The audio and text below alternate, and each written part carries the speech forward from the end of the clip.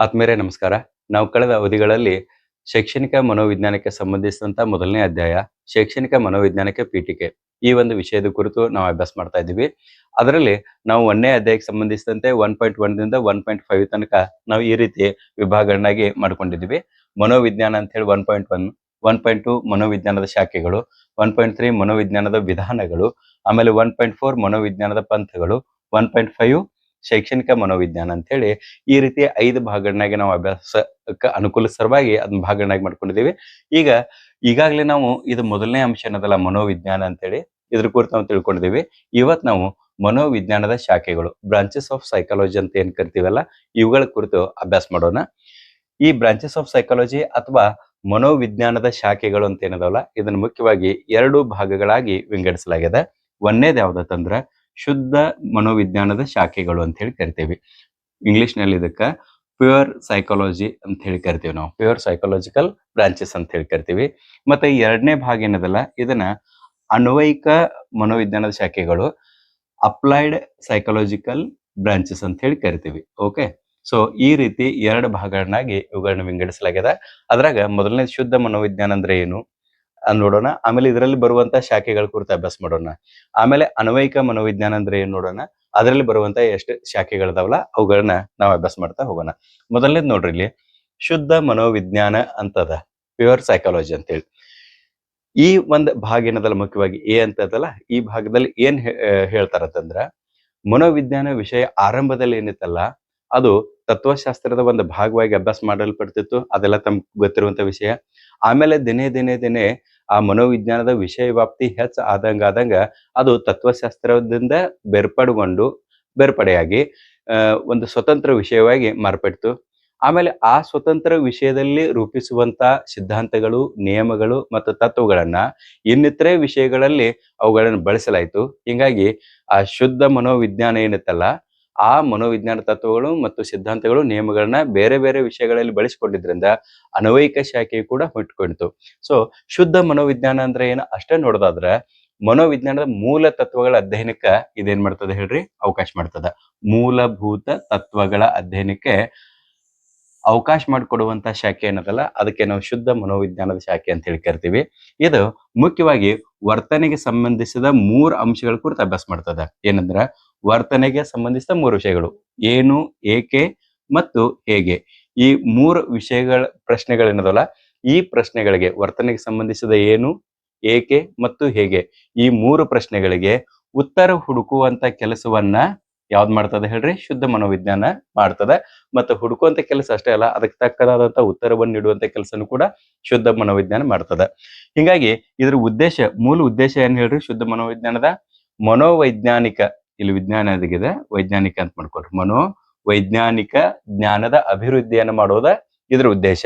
ಮನೋವೈಜ್ಞಾನಿಕ ಜ್ಞಾನದ ಅಭಿವೃದ್ಧಿ ಮಾಡುವುದೇ ಶುದ್ಧ ಮನೋವಿಜ್ಞಾನದ ಮುಖ್ಯ ಉದ್ದೇಶ ಆಗಿದೆ. ಇದಕ್ಕೆ ಸಂಬಂಧಿಸಿದಂತೆ ಅದೇನ್ ಮಾಡ್ತದಂದ್ರ ಜೀವಿಗಳ ವರ್ತನೆಗಳನ್ನ ಅಧ್ಯಯನ ಮಾಡಿ 3 ರೀತಿಯಾದ ನಿರ್ಧಾರಗಳನ್ನ ಕೈಗೊಳ್ತದೆ ಅಥವಾ 3 ರೀತಿಯಾದ ಸಂಶೋಧನೆಗಳನ್ನ ಮಾಡ್ತದೆ. ಯಾವ್ದಂದ್ರೆ ಜೀವಿಗಳ ವರ್ತನೆಗಳನ್ನ ಅಧ್ಯಯನ ಮಾಡಿ ಒಂದು ಸೂಕ್ತ ಸಿದ್ಧಾಂತಗಳನ್ನ ನಿರ್ಮಾಣ ಮಾಡ್ತದೆ, 2ನೇದು ತತ್ವಗಳ ನಿರ್ಮಾಣ ಮಾಡ್ತದೆ ಮತ್ತು 3ನೇದ ನಿಯಮಗಳನ್ನ ರೂಪಿಸ್ತದ. ಆಯ್ತಾ, ಈ 3 ಅಂಶಗಳೇನದಲ್ಲ ಇದನ್ನ ನಿರ್ಮಾಣ ಮಾಡೋದ ಉದ್ದೇಶ ಯಾವ್ದು ಹೇಳ್ರಿ ಶುದ್ಧ ಮನೋವಿಜ್ಞಾನದ ಉದ್ದೇಶವಾಗಿದೆ. ಹೀಗಾಗಿ ಶುದ್ಧ ಮನೋವಿಜ್ಞಾನದಲ್ಲಿ ನಿರ್ಮಾಣಗೊಂಡಂತಹ ಅಥವಾ ರೂಪಿಸಲ್ಪಟ್ಟಂತಹ ಸಿದ್ಧಾಂತ, ಆಮೇಲೆ ತತ್ವಗಳು ಮತ್ತು ನಿಯಮಗಳು ಇವುಗಳನ್ನ ಬಳಸಿಕೊಂಡು ಅದೇನ್ ಮಾಡ್ತದ ಅಂದ್ರ ಮನೋವೈಜ್ಞಾನಿಕ ಜ್ಞಾನದ ಅಭಿವೃದ್ಧಿಯನ್ನ ಮಾಡ್ತದ. ಯಾವ ಶಾಖೆ ಹೇಳ್ರಿ ಶುದ್ಧ ಮನೋವಿಜ್ಞಾನ. ಹಾಗಾದ್ರ ಈ ಶುದ್ಧ ಮನೋವಿಜ್ಞಾನದಲ್ಲಿ ಎಷ್ಟು ಶಾಖೆಗಳು ಬರ್ತಾವ ಅನ್ನೋದನ್ನ ನಾವು ನೋಡ್ತಾ ಹೋಗೋಣ.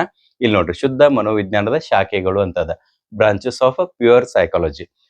ಇಲ್ಲಿ ಮೊದಲನೇದು ಸಾಮಾನ್ಯ ಮನೋವಿಜ್ಞಾನ ಜನರಲ್ ಸೈಕಾಲಜಿ ಅಂತ ಹೇಳಿ ಕರಿತೀವಿ. 2ನೇದು ಅಪಸಾಮಾನ್ಯ ಮನೋವಿಜ್ಞಾನ ಅಬ್ನಾರ್ಮಲ್ ಸೈಕಾಲಜಿ. ಇದ್ರ ವಿವರಣೆಯನ್ನ ನಂತರದಲ್ಲಿ ಕೊಡ್ತೇನೆ. ಈಗ ಬರೇ ಶಾಖೆಗಳು ಯಾವ್ದಾವ ಅನ್ನೋದು ನೀವು ಗಮನದಲ್ಲಿಡ್ಬೇಕು. ಆಮೇಲೆ 3ನೇದ ವಿಕಾಸ ಮನೋವಿಜ್ಞಾನ ಡೆವಲಪ್ಮೆಂಟಲ್ ಸೈಕಾಲಜಿ ಅಂತ ಹೇಳಿ ಕರಿತೇವೆ. ವಿಭೇದಾತ್ಮಕ ಮನೋವಿಜ್ಞಾನ ಡಿಫರೆನ್ಸಿಯಲ್ ಸೈಕಾಲಜಿ ಅಂತ ಹೇಳಿ ಕರಿತೀವಿ. ಶರೀರ ಕ್ರಿಯಾ ಮನೋವಿಜ್ಞಾನ ಫಿಸಿಯೋಲಾಜಿಕಲ್ ಸೈಕಾಲಜಿ. ಪ್ರಾಯೋಗಿಕ ಮನೋವಿಜ್ಞಾನ ಪ್ರಾಕ್ಟಿಕಲ್ ಸೈಕಾಲಜಿ. ಪರಮನ ಅಥವಾ ತೌಲನಿಕ ಮನೋವಿಜ್ಞಾನ ಕಂಪ್ಯಾರಿಟಿವ್ ಸೈಕಾಲಜಿ, ಇದಕ್ಕೆ ತುಲನಾತ್ಮಕ ಮನೋವಿಜ್ಞಾನ ಅಂತ ಕೂಡ ಕರೀತಾರೆ. ಇವು 7. ಇದರ ಜೊತೆಗೆ ಮಾನವ ಸೈಕಾಲಜಿ, ಮನೋವಿಜ್ಞಾನ ಅಂದ್ರೆ ಹ್ಯೂಮನ್ ಸೈಕಾಲಜಿ, ವಂಶವಾಹಿ ಅಥವಾ ತಳಿ ಮನೋವಿಜ್ಞಾನ ಅಂತ ಹೇಳಿ ಕರಿತೇವೆ ನಾವು, ಜೆನೆಟಿಕ್ ಸೈಕಾಲಜಿ ಅಂತೇಳಿ.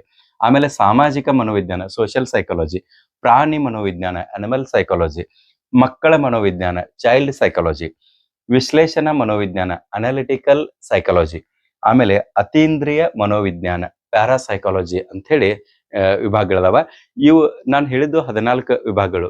ಇದನ್ನ ಬಿಟ್ಟು ಕೂಡ ಸಾಕಷ್ಟು ಇದರಲ್ಲಿ ಶಾಖೆಗಳು ಬರ್ತಾವ. ಬಟ್ ಇವು ಅಧ್ಯಯನದ ಅನುಕೂಲಕ್ಕೋಸ್ಕರ ಈ ಒಂದು 14 ಅಭ್ಯಾಸ ಮಾಡ್ರೆ ಸಾಕು, ನಮಗೆ ಕೇಳುವಂತ ಪ್ರಶ್ನೆಗಳಿಗೆ ಉತ್ತರ ಕೊಡ್ಲಿಕ್ಕೆ ಅನುಕೂಲ ಆಗ್ತದೆ. ಸೊ ಮೊದಲನೇದಲ್ಲಿ ಸಾಮಾನ್ಯ ಮನೋವಿಜ್ಞಾನ ಅಂತ ಹೇಳಿ, ಜನರಲ್ ಸೈಕಾಲಜಿ, ಶುದ್ಧ ಮನೋವಿಜ್ಞಾನದ ಒಂದು ಮೊದಲನೇ ಶಾಖೆ. ಇಲ್ಲೇನು ನಂಬರ್ ವೈಸ್ ಮೊದಲು 2 ಅಂತ ಏನಿಲ್ಲ, ಅದ್ರ ಮೊದಲು ಅಭ್ಯಾಸ ಮಾಡ್ತೀವನ್ನ ಮೊದಲನೇ ಶಾಖೆ ಅಂತ ಹೇಳ್ತೀವಿ. ಯಾಕೆ ಈ ಮೊದಲ ಶಾಖೆ ಅಂತಂದ್ರೆ, ಇದು ಸಾಮಾನ್ಯ ಮಾನವನಿಗೆ ಸಂಬಂಧಿಸಿದಂತ ವರ್ತನೆಗೆ ಸಂಬಂಧಿಸಿದ ಅಂಶಗಳನ್ನ ಅಭ್ಯಾಸ ಮಾಡ್ತದೆ. ಸಾಮಾನ್ಯ ಮಾನವನಿಗೆ ಸಂಬಂಧಿಸಿದ ವರ್ತನೆಯ ಕುರಿತು ಅಧ್ಯಯನ ಮಾಡೋ ವಿಭಾಗ ಏನದಲ್ಲ, ಇದಕ್ಕೆ ನಾವೇನಂತೀವಿ ಅಂತಂದ್ರೆ ಸಾಮಾನ್ಯ ಮನೋವಿಜ್ಞಾನದ ಶಾಖೆ ಅಂತ ಹೇಳಿ ಕರಿತೀವಿ. ಸಾಮಾನ್ಯ ಮನೋವಿಜ್ಞಾನ ಅಂದ್ರೆ ಏನ? ಮಾನವನ ಮನಸ್ಸು, ಸಾಮಾನ್ಯ ಮನೋವಿಜ್ಞಾನ ಎಂದರೆ ಮಾನವನ ಮನಸ್ಸು ಮತ್ತು ವರ್ತನೆಯ ಮೂಲಭೂತ ಅಧ್ಯಯನ ಮಾಡುವಂತಹ ಶಾಖೆ ಆಗ್ಯದ. ಇದು ಕೆಲವೊಂದಿಷ್ಟು ಸರಳ ಪ್ರಶ್ನೆಗಳಿಗೆ ಉತ್ತರ ಹುಡುಕುವಂತ ಕೆಲಸವನ್ನು ಮಾಡ್ತದ. ಏನಂತಂದ್ರೆ, ಒಂದೇದ್ ಯಾವ್ದು ನೋಡ್ರಿ, ನಾವು ಏಕೆ ಯೋಚಿಸುತ್ತೇವೆ? ನಾವು ಯೋಚನೆಗಳು ಮಾಡ್ತೇವಲ್ಲ, ಆ ಯೋಚನೆ ಯಾವ್ದಕ್ಕೋಸ್ಕರ ಮಾಡ್ತೀವಿ ಅನ್ನೋದನ್ನ ಅಭ್ಯಾಸ ಮಾಡ್ತದ. ಎರಡನೇದು, ಹೇಗೆ ಯೋಚನೆ ಮಾಡ್ತೇವೆ ಅಥವಾ ಹೇಗೆ ಕಲಿತೇವೆ ಅನ್ನೋದನ್ನ ಅಭ್ಯಾಸ ಮಾಡ್ತದ. ಮೂರನೇದು, ನಮಗೆ ಸಂತೋಷ, ದುಃಖ, ಕೋಪ, ಭಯ ಎದರ ಸಲುವಾಗಿ ಉಂಟಾಗ್ತದ, ಅದಕ್ಕೆ ಹಿನ್ನೆಲೆ ಏನು, ಆ ವರ್ತನೆ ಕಾರಣ ಏನು, ಇದ್ರಗಳ ಕುರಿತು ಅಭ್ಯಾಸ ಮಾಡ್ತೀವಿ. ಆಮೇಲೆ 4ನೇದು ಯಾವ್ದತ್ತಂದ್ರ, ನಾವು ವಿಷಯಗಳನ್ನು ಹೇಗೆ ನೆನ್ಪಿಟ್ಕೊಳ್ತೇವಿ. ಬಹಳಷ್ಟು ವಿಷಯಗಳನ್ನ ನಾವು ಕೇಳ್ತೇವಲ್ಲ, ಆ ವಿಷಯಗಳನ್ನ ಯಾವ ರೀತಿ ನೆನ್ಪಿಟ್ಕೊಳ್ತೇವಿ ಅನ್ನೋದನ್ನ ಇದು ಅಭ್ಯಾಸ ಮಾಡ್ತದ. ಓಕೆ, ಇನ್ನ ಮುಂದುವರೆದು ಈ ಒಂದು ಭಾಗದ ಕುರಿತು ನಾವು ತಿಳ್ಕೊಳ್ಬೇಕಾದ್ರೆ, ಇದು ಅಧ್ಯಯನ ಮಾಡುವ ವಿಷಯಗಳು ನೋಡ್ರಿ ಯಾವತ್ತಂದ್ರ ಸಂವೇದನೆ ಮತ್ತು ಗ್ರಹಿಕೆ. ಇದು ಒಂದನೇದು. ಬಹಳಷ್ಟು ವಿಷಯಗಳ ಕುರಿತು ಅಭ್ಯಾಸ ಮಾಡ್ತದ. ಅದರಲ್ಲಿ ಸಂವೇದನೆ ಮತ್ತು ಗ್ರಹಿಕೆ, ನಾವು ಹೇಗೆ ನೋಡುತ್ತೇವೆ, ಕೇಳುತ್ತೇವೆ, ಅನುಭವಿಸುತ್ತೇವೆ, ಈ ವಿಷಯದ ಕುರಿತು ಇದು ಅಭ್ಯಾಸ ಮಾಡ್ತದ. ಆಮೇಲೆ ಎರಡನೇದು ಕಲಿಕೆ, ಹೊಸ ಹೊಸ ವಿಷಯಗಳನ್ನ ನಾವು ಯಾವ ರೀತಿ ಕಲಿತೇವಿ, ಸಾಮಾನ್ಯ ಮಾನವ ಹೊಸ ಹೊಸ ವಿಷಯಗಳನ್ನ ಯಾವ ರೀತಿ ಕಲಿತಾನ, ಅದನ್ನ ಅಭ್ಯಾಸ ಮಾಡ್ತೀವಿ. ಆಮೇಲೆ ಮೂರನೇದು ಸ್ಮರಣೆ, ಕಲ್ತಂತ ವಿಷಯಗಳನ್ನ ನಾವು ಸ್ಮರಣೆಯಲ್ಲಿ ಯಾವ ರೀತಿ ಇಟ್ಕೊಳ್ತೀವಿ, ನೆನಪಿನಲ್ಲಿ ಯಾವ ರೀತಿ ಇಟ್ಕೊಳ್ತೇವೆ ಅನ್ನೋದನ್ನ ಅಭ್ಯಾಸ ಮಾಡ್ತದ. ಆಮೇಲೆ 4ನೇದು ಯಾವ್ದತ್ತಂದ್ರ ಚಿಂತನೆ ಮತ್ತು ಬುದ್ಧಿಮತ್ತೆ ಅಥವಾ ಬುದ್ಧಿಶಕ್ತಿ ಅಂತ, ಸಮಸ್ಯೆಗಳಿಗೆ ಯಾವ ರೀತಿ ಪರಿಹಾರವನ್ನ ಸೂಚಿಸ್ತೀವಿ ಅಥವಾ ಪರಿಹರಿಸ್ಕೊಳ್ತೀವಿ ಅನ್ನೋದನ್ನ ಅಭ್ಯಾಸ ಮಾಡ್ತದೆ. ಆಮೇಲೆ 5ನೇದು ಭಾವನೆ ಮತ್ತು ಪ್ರೇರಣೆ, ನಮಗೆ ಭಾವನೆಗಳು ಯಾವ ರೀತಿ ಬರ್ತಾವ ಅನ್ನೋದನ್ನ ಅಭ್ಯಾಸ ಮಾಡ್ತೀವಿ. ಆಮೇಲೆ 6ನೇದು ಯಾವ್ದತ್ತಂದ್ರೆ ಗಮನ ಮತ್ತು ಚೇತನತೆ ಅಂತ, ಯಾವುದರ ಮೇಲೆ ನಾವು ಗಮನ ಹೆಚ್ಚು ಹರಿಸ್ತೀವಿ ಅನ್ನೋದನ್ನ ಅಭ್ಯಾಸ ಮಾಡ್ತೀವಿ. ಓಕೆ, ಇವಿಷ್ಟು ಅಂಶಗಳು. ಇನ್ನು ಮುಂದುವರೆದ ಸಾಮಾನ್ಯ ಮನೋವಿಜ್ಞಾನದ ಮಹತ್ವ ಏನನ್ನೋದು ನೋಡ್ರಿ. ಇದು ಮನೋವಿಜ್ಞಾನದ ಎಲ್ಲಾ ಶಾಖೆಗಳಿಗೂ ಆಧಾರಶಿಲೆಯಾಗ್ಯದ. ಶಿಕ್ಷಕರು, ಪಾಲಕರು ಮತ್ತು ವಿದ್ಯಾರ್ಥಿಗಳಿಗೆ ವರ್ತನೆ ಅರ್ಥ ಮಾಡಿಕೊಳ್ಳಲು ಕೂಡ ಇದು ಸಹಾಯಕವಾಗ್ಯದ. ಆಮೇಲೆ 3ನೇದು ಏನಂತಂದ್ರ ಶಿಕ್ಷಣ, ಸಮಾಲೋಚನೆ ಮತ್ತು ದೈನಂದಿನ ಜೀವನದಲ್ಲಿ ಇದರ ಉಪಯುಕ್ತತೆ ಬಹಳಷ್ಟದ. ಸೊ ಸಾಮಾನ್ಯ ಮನೋವಿಜ್ಞಾನದ ಶಾಖೆ ಏನದಲ್ಲ, ಇದು ಸಾಮಾನ್ಯ ಮಾನವನಿಗೆ ಸಂಬಂಧಿಸಿದಂತಹ ವರ್ತನೆಗೆ, ವಿಶೇಷವಾಗಿ ಯಾವ್ದ್ರಿ, ಸಾಮಾನ್ಯ ಮಾನವನ ವರ್ತನೆಗೆ ಸಂಬಂಧಿಸಿದ ಎಲ್ಲಾ ವಿಷಯಗಳ ಕುರಿತು ಇದು ಅಭ್ಯಾಸ ಮಾಡ್ತದ. ಓಕೆ, ಇನ್ನು 2ನೇದು ಮುಂದುವರೆದ ನೋಡೋದಾದ್ರೆ ಅಪಸಾಮಾನ್ಯ ಅಥವಾ ಅಸಾಮಾನ್ಯ ಅಂತ ಆಗ್ಯದಲ್ಲಿ.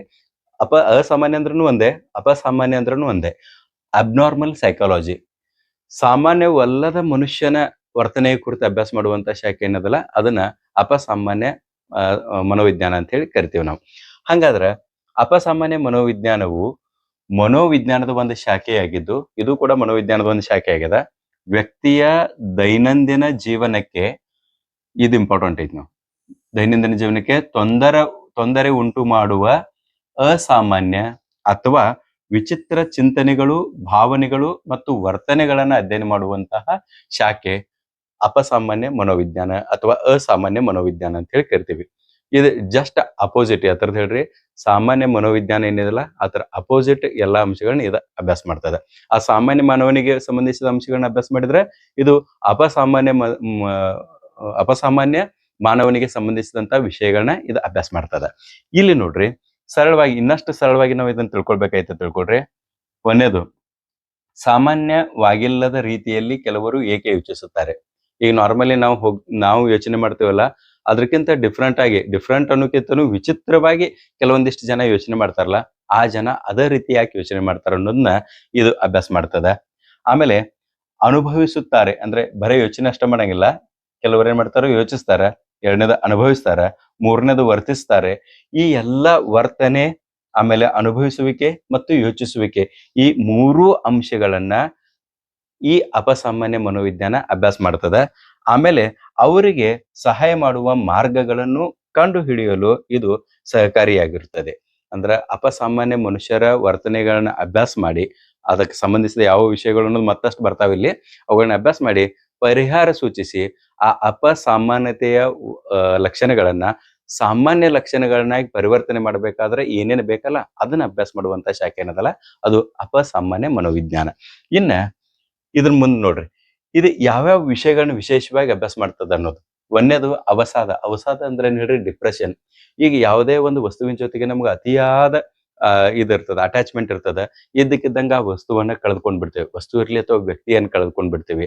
ಅವಾಗ ಏನಾಗ್ತದ ಹೇಳ್ರಿ, ಕೆಲವೊಂದಿಷ್ಟು ಜನ ಡಿಪ್ರೆಷನ್ಗೆ ಹೋಗ್ತಾರಲ್ಲ, ಅದನ್ನ ಅಪಸಾಮಾನ್ಯತೆ ಅಂತ ಹೇಳಿ ಕರಿತೇವೆ. ಈಗ ನಮ್ ಕಡೆ ಒಂದು ಫೋನ್ ಕಳ್ಕೊಂಡ್ ಬಿಡ್ತದ. ಕೆಲವು ಜನರು ಕಳೆದು ಹೋಗ್ಬಿಡ್ತು, ಅದನ್ನ ಇನ್ನೇನು ವಿಚಾರ ಮಾಡೋದು ಉಪಯೋಗ ಇಲ್ಲ ಅಂತ ತಿಳ್ಕೊಂಡು ಸಾಮಾನ್ಯವಾಗಿರ್ತಾರ, ಅವ್ರು ಸಾಮಾನ್ಯ ವ್ಯಕ್ತಿಗಳು. ಇನ್ನು ಕೆಲವೊಂದಿಷ್ಟು ಜನ ಆ ಮೊಬೈಲ್ ಒಂದು ವಿಷಯ ಸಲುವಾಗಿ ಫುಲ್ ಡಿಪ್ರೆಷನ್ಗೆ ಹೋಗ್ಬಿಡ್ತಾರ. ಹಿಂಗಾಗಿ ಇದು ಡಿಪ್ರೆಷನ್ ಏನೈತಿಲ್ಲ ಅದರ ಕುರಿತು ಇದು ಅಭ್ಯಾಸ ಮಾಡ್ತದ. ಎರಡನೇದು ಆತಂಕ. ಡಿಪ್ರೆಷನ್ ಆಯ್ತಾ, ಎರಡನೇದು ಆತಂಕ, ಎಂಜೈಟಿ ಅಂತ ಹೇಳಿ ಕರಿತೇವೆ ನಾವು. ಬಹಳಷ್ಟು ವಿಷಯಗಳಿಗೆ ಕೆಲವೊಂದಿಷ್ಟು ಜನ ಪ್ರತಿಕ್ರಿಯೆ ಹೆಂಗಿರ್ತದ ಅಂದ್ರ, ಪ್ರತಿ ವಿಷಯಕ್ಕೆಲ್ಲ ಆತಂಕಕ್ಕೂ ಒಳಗಾಗ್ತಾರ ಅವ್ರು. ನಾರ್ಮಲ್ ವ್ಯಕ್ತಿಗಳು ಯಾರು ಕೂಡ ಆತಂಕ ಒಳಗಂಗಿಲ್ಲ, ಕೆಲವೊಂದಿಷ್ಟು ವ್ಯಕ್ತಿಗಳು ಆತಂಕ ಒಳಗಾಗ್ತಾರ. ಅದನ್ನ ಅಭ್ಯಾಸ ಮಾಡ್ತದ. ಭೀತಿಗಳು, ಫೋಬಿಯಾಸ್ ಅಂತ ಹೇಳಿ ಕರಿತೇವೆ ನಾವು. ಬಹಳಷ್ಟು ಇದು ಭೀತಿ ಅಂದ್ರೂ ಕೂಡ ಹೆದರಿಕೆ ಅಂತಂದಂಗ. ಆಮೇಲೆ ಸ್ಕೀಜೋಫ್ರೆನಿಯಾ ಅಂತ ಹೇಳಿ, ಇದರ ಸ್ಪೆಲ್ಲಿಂಗ್ ಬರ್ತದೆ ನೋಡ್ರಿ, ಫ್ರೆನಿಯಾ, SCHIZOPHERENIA,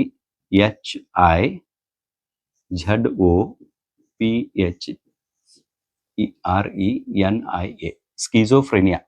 ಇದು ಒಂದ್ ರೀತಿ ರೋಗ. ಹೆಂಗಂದ್ರ ಅತಿ ದೀರ್ಘಕಾಲಿಕ ಮಾನಸಿಕ ರೋಗ ಏನಿರ್ತದಲ್ಲ ಅದಕ್ಕೆ ಸ್ಕೀಜೋಫ್ರೆನಿಯಾ ಅಂತ ಹೇಳಿ ಕರೀತಾರ. ಆಮೇಲೆ ಮುಂದು ಬೈಪೋಲಾರ್ ಡಿಸಾರ್ಡರ್ ಅಂತ ಹೇಳಿ ಬರ್ತದ. ಇಲ್ಲೇ ಬರ್ತದೆ ನೋಡ್ರಿ, ಬೈಪೋಲಾರ್ ಡಿಸಾರ್ಡರ್ ಅಂತ ಹೇಳಿ ಕರಿತೀವಿ ನಾವು. Disorder, okay. ಬೈಪೋಲಾರ್ ಡಿಸಾರ್ಡರ್ ಅಂತಂದ್ರ ಒಂದ್ ಕ್ಷಣದಾಗ ಅತಿ ಸಂತೋಷದಿಂದ ಇರ್ತಾರ ವ್ಯಕ್ತಿಗಳು, ಮತ್ತೊಂದ್ ಕ್ಷಣದಾಗ ಅಂತಂದ್ರ ಅವ್ರ ಅತಿ ದುಃಖದಿಂದ ವರ್ತಿಸ್ಲಿಕ್ಕೆ ಶುರು ಮಾಡ್ತಾರ. ಆ ವ್ಯಕ್ತಿ ಹಿಂಗ ಯಾಕಿದ ಅನ್ನೋದು ಸಾಮಾನ್ಯ ನಿಮ್ಮಂತವ್ರಿಗೆ ಗೊತ್ತಾಗಂಗಿಲ್ಲ. ಸೊ ಅಂತ ವ್ಯಕ್ತಿಗಳ ಕುರಿತ ಅಧ್ಯಯನ ಏನ್ ಮಾಡೋದಲ್ಲ, ಆ ವಿಷಯ ವಸ್ತುವನ್ನು ಯಾವ್ದು ಒಳಗೊಂಡದ ಹೇಳ್ರಿ, ಅಪಸಾಮಾನ್ಯ ಮನೋವಿಜ್ಞಾನ ಒಳಗೊಂಡದ. ಸೊ ಸಾಮಾನ್ಯ ವರ್ತನೆಯ ಕಾರಣಗಳು, ಅದಕ್ಕೆ ಜೈವಿಕ ಇರ್ಬೋದು, ಅಸಾಮಾನ್ಯ ವರ್ತನೆಯ ಕಾರಣಗಳು ಜೈವಿಕ, ಮಾನಸಿಕ ಮತ್ತು ಸಾಮಾಜಿಕ, ಈ ಮೂರೂ ಇರ್ಬೋದು. ಇದನ್ನ ಅಭ್ಯಾಸ ಮಾಡ್ತದ. ಮತ್ತು ಮಾನಸಿಕ ರೋಗಗಳ ಗುರುತಿಸುವಿಕೆ, ಚಿಕಿತ್ಸೆ ಮತ್ತು ತಡೆಗಟ್ಟುವಿಕೆ, ಈ ಎಲ್ಲಾ ಅಂಶಗಳನ್ನ ಯಾವ್ದು ಶಾಖೆ ಅಭ್ಯಾಸ ಮಾಡ್ತದ ಹೇಳ್ರಿ, ಅಪಸಾಮಾನ್ಯ ಮನೋವಿಜ್ಞಾನದ ಶಾಖೆ ಅಭ್ಯಾಸ ಮಾಡ್ತದ. ಆಮೇಲೆ ಇದು ಯಾಕೆ ನಮಗ ಈ ಒಂದು ಶಾಖೆ ಅತಿ ಇಂಪಾರ್ಟೆಂಟ್ ಅದ ಅಂತಂದ್ರ, ಮಾನಸಿಕ ಸಮಸ್ಯೆಗಳನ್ನು ಗುರುತಿಸಲು ಇದು ಸಹಾಯ ಮಾಡ್ತದ. ಆಮೇಲೆ ಎರಡನೇದು ಚಿಕಿತ್ಸೆ ಮತ್ತು ಸಲಹೆ, ಕೌನ್ಸಿಲಿಂಗ್ ಏನ್ ಮಾಡ್ತಾರಲ್ಲ ಈಗ ಇವರು ಸೈಕಾಲಜಿಸ್ಟ್ಗಳು, ಅದನ್ನ ಸೈಕಿಯಾಟ್ರಿಸ್ಟ್ಗಳು ಕೌನ್ಸಿಲಿಂಗ್ ಮಾಡ್ತಾರಲ್ಲ, ಅದಕ್ಕ ಈ ಒಂದು ಶಾಖೆ ಏನದಲ್ಲ ಅದು ಬಹಳ ಹೆಲ್ಪ್ಫುಲ್ ಅದ. ಆಮೇಲೆ ಮೂರನೇದು ವ್ಯಕ್ತಿಯ ಮಾನಸಿಕ ಆರೋಗ್ಯ ಮತ್ತು ಜೀವನ ಗುಣಮಟ್ಟವನ್ನು ಸುಧಾರಿಸಲಿಕ್ಕೂ ಕೂಡ ಇದು ಸಹಾಯ ಮಾಡ್ತದ. ಸರಳ ಉದಾಹರಣೆಯನ್ನು ತೆಗೆದುಕೊಂಡ್ರೆ, ಕೆಲವೊಮ್ಮೆ ದುಃಖವಾಗ್ತದ. ಈಗ ಸಾಮಾನ್ಯವಾಗಿ ಎಲ್ಲಾ ಮನುಷ್ಯರಿಗೂ ಕೂಡ ದುಃಖವಾಗ್ತದ. ಕೆಲವೊಮ್ಮೆ ದುಃಖ ಆಯ್ತು ಅಂತ ತಿಳ್ಕೊಡ್ರಿ, ಅದನ್ನ ನಾವು ಸಾಮಾನ್ಯ ವರ್ತನೆ ಅಂತ ಹೇಳಿ ಕರಿತೇವೆ. ಕೆಲವೊಮ್ಮೆ ಜೀವನದಾಗ ಯಾವಾಗ್ರೆ ದುಃಖ ಆಗೋದೈತ್ಲಿ, ಅದು ಸಾಮಾನ್ಯ ಲಕ್ಷಣ ಅಂತ ಹೇಳಿ ಕರಿತೇವೆ. ಮತ್ತ ಹಲವು ತಿಂಗಳುಗಳ ಕಾಲ ತುಂಬಾ ಇರೋದೇನಿತ್ತಲ್ಲ, ಅದನ್ನ ನಾವು ಎರಡನೇದೇನಂತ ಕರಿತೀವಿ ಹೇಳ್ರಿ, ಅಸಾಮಾನ್ಯ ಅಥವಾ ಅಪಸಾಮಾನ್ಯ ಅಂತ ಹೇಳಿ ಕರಿತೀವಿ. ಈಗ ಮನೆಯೊಳಗ ಒಬ್ರು ಯಾರಾದ್ರೂ ತಿರ್ಕೊಳ್ತಾರ, ದುಃಖ ಆಗ್ತದ. ಎಷ್ಟ್ರ ತಕ, ಒಂದ್ ಸ್ವಲ್ಪ ದಿವಸ ತಕ ದುಃಖ ಆಗ್ತದ. ಆಮೇಲೆ ನಾವು ಸತ್ಯವನ್ನ ಹರ್ಕೊಂಡ್ ಬಿಡ್ತೀವಿ. ಎಲ್ಲಾ ಮನುಷ್ಯರಿಗೂ ಕೂಡ ಒಂದಿನ ಸಾವು ಖಚಿತ ಅಂತೇಳಿ ನಾವು ತಿಳ್ಕೊಂಡ್ ಬಿಡ್ತೀವಿ. ಆಮೇಲೆ ಅದನ್ನ ಮರಿಲಿಕ್ಕೆ ಪ್ರಯತ್ನ ಮಾಡ್ತೀವಿ. ಮತ್ತ ಸಾಮಾನ್ಯ ನಮ್ಮ ಕೆಲಸಗಳನ್ನದಲ್ಲ, ಅವ್ನ ಯಾವ್ದು ದೈನಂದಿನ ಕೆಲಸಗಳನ್ನ ನಾವು ಚಾಚು ತಪ್ಪದೆ ಮಾಡ್ಲಿಕ್ಕೆ ಶುರು ಮಾಡ್ತೀವಿ. ಸಾಮಾನ್ಯ ವ್ಯಕ್ತಿಗಳೆಲ್ಲಾನು ಕೂಡ ಮಾಡೋದು ಅದೇ ರೀತಿ. ಆದ್ರೆ ಕೆಲವೊಂದಿಷ್ಟು ಜನ ಅದನ್ನ ಒಪ್ಕೊಳಕ ತಯಾರಂಗಿಲ್ಲ. ಸಾವು ಅನ್ನೋದ ಸಹಜ ಅನ್ನೋದ ಒಪ್ಕೊಳಕ್ ತಯಾರಂಗಿಲ್ಲ. ಹಿಂಗಾಗಿ ಅವ್ರು ಯಾವಾಗ್ಲೂ ಕೂಡ ಏನ್ ಹೇಳ್ರಿ, ದುಃಖದಿಂದ ಹೊರಗೆ ಬರಂಗಿಲ್ಲ. ಯಾವಾಗ ಆ ದುಃಖದಿಂದ ಹೊರಗೆ ಬರಂಗಿಲ್ಲಲ್ಲ ಅವಾಗ ಡಿಪ್ರೆಷನ್ ಕೊಳಗ್ತಾರ. ಅದು ಅಪಸಾಮಾನ್ಯತೆಯ ಲಕ್ಷಣವಾಗಿ ತೋರ್ತದೆ. ತಿಳಿತಾ? ಇದಿಷ್ಟು ಅಪಸಾಮಾನ್ಯ ಆ ಮನೋವಿಜ್ಞಾನದ ಶಾಖೆ ಕುರಿತು ಮಾಹಿತಿ. ಇನ್ನು ಮೂರನೇದು ಯಾವ್ದತ್ತಂದ್ರ ವಿಕಾಸಾತ್ಮಕ ಮನೋವಿಜ್ಞಾನ, ಡೆವಲಪ್ಮೆಂಟಲ್ ಸೈಕಾಲಜಿ. ಇದು ಮೂರನೇ ಶಾಖೆ. ಈ ಒಂದು ವಿಕಾಸಾತ್ಮಕ ಮನೋವಿಜ್ಞಾನ ಏನದಲ್ಲ, ಇದು ಯಾವ್ದ್ರ ಕುರಿತು ಅಭ್ಯಾಸ ಮಾಡ್ತದ ಅನ್ನೋದು ನೋಡ್ರಿ. ಮಾನವನು ಹುಟ್ಟಿನಿಂದ ಹಿಡಿದು ವೃದ್ಧಾಪ್ಯದವರೆಗೆ ಹೇಗೆ ಬೆಳೆಯುತ್ತಾನೆ ಒಂದಂಶ, ಮತ್ತು ಹೇಗೆ ಬದಲಾಗುತ್ತಾನೆ ಎಂಬುದರ ಅಧ್ಯಯನವನ್ನ ಈ ಶಾಖೆ ಮಾಡ್ತದೆ. ಇಲ್ಲಿ ವಿಕಾಸ ತಂದ ಕೂಡಲೇ ಕೇವಲ ದೈಹಿಕ ಬೆಳವಣಿಗೆ ಮಾತ್ರ ಅಲ್ಲ, ಆಂತರಿಕವಾದಂತ ಎಲ್ಲಾ ಬೆಳವಣಿಗೆಗಳು ಯಾವ ರೀತಿ ಆಗ್ತಾವ, ಆ ಬೆಳವಣಿಗೆ ಮೇಲೆ ಪ್ರಭಾವ ಬೀರುವಂತ ಅಂಶಗಳ್ಯಾವು, ಈ ಎಲ್ಲಾ ಅಂಶಗಳನ್ನ ನಾವು ವಿಕಾಸಾತ್ಮಕ ಮನೋವಿಜ್ಞಾನದ ಶಾಖೆಯಲ್ಲಿ ಅಭ್ಯಾಸ ಮಾಡ್ತೀವಿ. ಉದಾಹರಣೆಗೆ ಇಲ್ಲಿ ನೋಡ್ರಿ, ಒಂದನೇದು ದೈಹಿಕ ವಿಕಾಸ, ದೇಹದ ಬೆಳವಣಿಗೆ ಯಾವ ರೀತಿ ಆಗ್ತದೆ ಅನ್ನೋದು ನೋಡ್ತೀವಿ. ಎರಡನೇದು ಮಾನಸಿಕ ವಿಕಾಸ ಅಂತೇಳಿ, ಅಂದ್ರೆ ಮಾನಸಿಕತೆ ಅಂದ್ರೆ ಜ್ಞಾನಾತ್ಮಕ. ಇಲ್ಲಿ ಚಿಂತನೆ ಯಾವ ರೀತಿ ಆಗ್ತದೆ, ಕಲಿಕೆ ಆಗ್ತದೆ, ಸ್ಮರಣ ಶಕ್ತಿಯ ಬೆಳವಣಿಗೆ ಯಾವ ರೀತಿ ಆಗ್ತದೆ, ಇಂಥ ಎಲ್ಲಾ ವಿಷಯಗಳನ್ನ ಅಭ್ಯಾಸ ಮಾಡ್ತೀವಿ. ಆಮೇಲೆ ಮೂರನೇದು ಭಾವನಾತ್ಮಕ ವಿಕಾಸ. ಭಾವನಾತ್ಮಕ ವಿಕಾಸದಾಗ ಮನುಷ್ಯ ಬೆಳೆದಂಗ ಭಾವನೆಗಳು ಕೂಡ ಆತನ ಬೆಳಿತಾವಲ್ಲ, ಅದು ಯಾವ ರೀತಿ ಬೆಳಿತಾವ ಅನ್ನೋದನ್ನ ಅಭ್ಯಾಸ ಮಾಡ್ತದೆ. ಮತ್ ಫೋರ್ತ್ ಒನ್, ನಾಲ್ಕನೇದು ಯಾವ್ದತ್ತಂದ್ರೆ ಸಾಮಾಜಿಕ ವಿಕಾಸ. ಒಬ್ಬ ವ್ಯಕ್ತಿ ಇತರರ ಜೊತೆಗೆ ಯಾವ ರೀತಿ ವರ್ತಿಸ್ತಾನ, ವೈಯಕ್ತಿಕವಾಗಿ ಯಾವ ರೀತಿ ಯೋಚಿಸ್ತಾನೆ, ಮತ್ತು ಗುಂಪಿನಲ್ಲಿ ಇದ್ದಾಗ ಯಾವ ರೀತಿ ಯೋಚಿಸ್ತಾನೆ, ಇಂಥವು ಎಲ್ಲಾನು ಕೂಡ ನಾವು ವಿಕಾಸಾತ್ಮಕ ಮನೋವಿಜ್ಞಾನದ ಶಾಖೆಯಲ್ಲಿ ಅಭ್ಯಾಸವನ್ನ ಮಾಡ್ತೀವಿ. ಆಮೇಲೆ ನಾಲ್ಕನೇದು ಯಾವ್ದತ್ತಂದ್ರ ವ್ಯತ್ಯಾಸಾತ್ಮಕ ಮನೋವಿಜ್ಞಾನ, ಡಿಫರೆನ್ಷಿಯಲ್ ಸೈಕಾಲಜಿ ಅಂತ ಹೇಳಿ. ಡಿಫರೆನ್ಷಿಯಲ್ ಸೈಕಾಲಜಿ ಅಂದ್ರ ಒಬ್ಬ ವ್ಯಕ್ತಿ ಇನ್ನೊಬ್ಬ ವ್ಯಕ್ತಿ ಮಧ್ಯೆ ಇರುವಂತ ವ್ಯತ್ಯಾಸಾತ್ಮಕ ಗುಣಗಳನ್ನ ಅಭ್ಯಾಸ ಮಾಡುವಂತಹ ಶಾಖೆ. ಈಗ ಉದಾಹರಣೆಗೆ ವ್ಯಕ್ತಿಗಳ ನಡುವೆ ಇರುವ ಭಿನ್ನತೆಯ ಅಧ್ಯಯನ. ಭಿನ್ನತೆ ಅಂದ್ರೆ ಡಿಫ್ರೆಂಟ್ ಅಂಶಗಳು ಇರ್ತಾವಲ್ಲ, ಅದಕ್ಕೆ ಭಿನ್ನತೆ ಅಂತ ಹೇಳ್ಕರ್ತೀವಿ. ಸೊ ಭಿನ್ನತೆಯ ಲಕ್ಷಣಗಳನ್ನ ಇದು ಅಧ್ಯಯನ ಮಾಡುವಂತ ಮನೋವಿಜ್ಞಾನ ಶಾಖೆ ಆಗ್ಯದ. ಆಮೇಲೆ ಎರಡನೇ ಅಂಶ ಮುಖ್ಯವಾದಂದ್ರ ಎಲ್ಲಕ್ಕೆಲ್ಲ ಮನುಷ್ಯರೇನಿದಾರಲ್ಲ ಒಂದೇ ರೀತಿಯಾಗಿದ್ರು ಕೂಡ ನೋಡಕ್ ಒಂದೇ ರೀತಿ ಅನಿಸ್ತಾರೆ. ಯಾಕೆ ಒಂದೇ ರೀತಿ ಅನಿಸ್ತಾರೆ? ಒಬ್ಬ ಮನುಷ್ಯ ನೋಡಿಕೊಳ್ಳಿ ಇವ್ ಮಾನವ ಅನ್ನೋದು ಗೊತ್ತಾಗ್ತದೆ, ಇನ್ನೊಬ್ಬನ ನೋಡಿಕೊಳ್ಳಿ ಅವ್ ಮಾನವ ಅನ್ನೋದು ಗೊತ್ತಾಗ್ತದೆ. ಹೀಗಿದ್ದಾಗ್ಲೂ ಕೂಡ ಯಾವುದೇ ಇಬ್ಬರು ವ್ಯಕ್ತಿಗಳನ್ನ ನಾವು ತೆಗೆದುಕೊಂಡಾಗ ಸಂಪೂರ್ಣವಾಗಿ ಒಂದೇ ರೀತಿಯಾಗಿರುವುದಿಲ್ಲ. As it is same to same ಇರ್ಲಿಕ್ಕೆ ಸಾಧ್ಯ ಇಲ್ಲ. ನೀವೇನವ್ರ ಸರ್ ಅವಳಿ ಜವಳಿ ಮಕ್ಕಳು ಸೇಮ್ ಟು ಸೇಮ್ ಇರ್ತಾರ ಅಂತ ತಿಳ್ಕೊಂಡು, ಅವರಲ್ಲಿ ಕೂಡ ಕೆಲವೊಂದಿಷ್ಟು ವ್ಯತ್ಯಾಸಗಳು ಇರ್ತಾವ. ಅವ್ರು ನೋಡ್ಲಿಕ್ಕೆ ಮುಖಚೇಹರೆ ಒಂದೇ ಆಗಿದ್ರು ಕೂಡ ಕೆಲವೊಂದಿಷ್ಟು ಅಂಶಗಳಲ್ಲಿ ಆ ಎರಡು ವ್ಯಕ್ತಿಗಳ ನಡುವೆಯೂ ಕೂಡ ಕೆಲವೊಂದಿಷ್ಟು ವ್ಯತ್ಯಾಸಗಳನ್ನ ಕಾಣ್ತೀವಿ. ಸೊ ಒಬ್ಬ ವ್ಯಕ್ತಿ ಇನ್ನೊಬ್ಬ ವ್ಯಕ್ತಿ ಹಂಗ ಸೇಮ್ ಟು ಸೇಮ್ ಇರಂಗಿಲ್ಲ, ಇದು ಸತ್ಯ. ಸೊ ಅಂತ ವ್ಯತ್ಯಾಸಗಳ ಕಾರಣಗಳು ಏನೇನದವಲ್ಲ, ಆ ಕಾರಣಗಳನ್ನ ವ್ಯತ್ಯಾಸಾತ್ಮಕ ಮನೋವಿಜ್ಞಾನ ಏನ್ ಮಾಡ್ತಾರಲ್ಲ, ಇದು ಅಧ್ಯಯನವನ್ನ ಮಾಡ್ತದ. ಇದು ಫೋರ್ತ್ ಒನ್. ಇನ್ನ ಫಿಫ್ತ್ ಒನ್, ಐದನೇದ್ ನೋಡ್ರಿ. ಸಾರಿ, ಐದನೇದಲ್ಲ, ಇದು ಯಾವ್ಯಾವ ಪ್ರಶ್ನೆಗಳಿಗೆ ಉತ್ತರವನ್ನು ಹುಡುಕ್ತದ ಅನ್ನೋದು ನೋಡ್ರಿ. ವ್ಯತ್ಯಾಸಾತ್ಮಕ ಮನೋವಿಜ್ಞಾನ. ಕೆಲವು ವಿದ್ಯಾರ್ಥಿಗಳು ಹೆಚ್ಚು ಬುದ್ಧಿವಂತರಾಗಿರ್ತಾರ. ಇವ್ರು ಯಾಕೆ ಹೆಚ್ಚು ಬುದ್ಧಿವಂತರಾಗಿದ್ದಾರೆ ಅನ್ನೋದನ್ನ ಅಭ್ಯಾಸ ಮಾಡ್ತದ. ಇನ್ನು ಕೆಲವರು ಶಾಂತ ಸ್ವಭಾವದವರಾಗಿರ್ತಾರ, ಮತ್ ಕೆಲವರು ಕೋಪಿಷ್ಠರಾಗಿರ್ತಾರ. ಇದಕ್ಕೆ ಕಾರಣಗಳನ್ನ ಹುಡುಕ್ತದ. ಇನ್ನು ಕೆಲವರು ಬೇಗ ಕಲಿತಾರ, ಫಾಸ್ಟ್ ಲರ್ನರ್ಸ್ ಇರ್ತಾರ. ಇನ್ ಕೆಲವರು ಸ್ಲೋ ಲರ್ನರ್ಸ್ ಇರ್ತಾರ, ನಿಧಾನವಾಗಿ ಕಲಿತಿರ್ತಾರ. ಇಂಥ ವಿಷಯಗಳ ಭಿನ್ನತೆಗೆ ಕಾರಣಗಳು ಏನದಾವ ಅನ್ನೋದನ್ನ ಇದು ಅಭ್ಯಾಸ ಮಾಡುವಂತಹ ಶಾಖೆಯಾಗಿದೆ.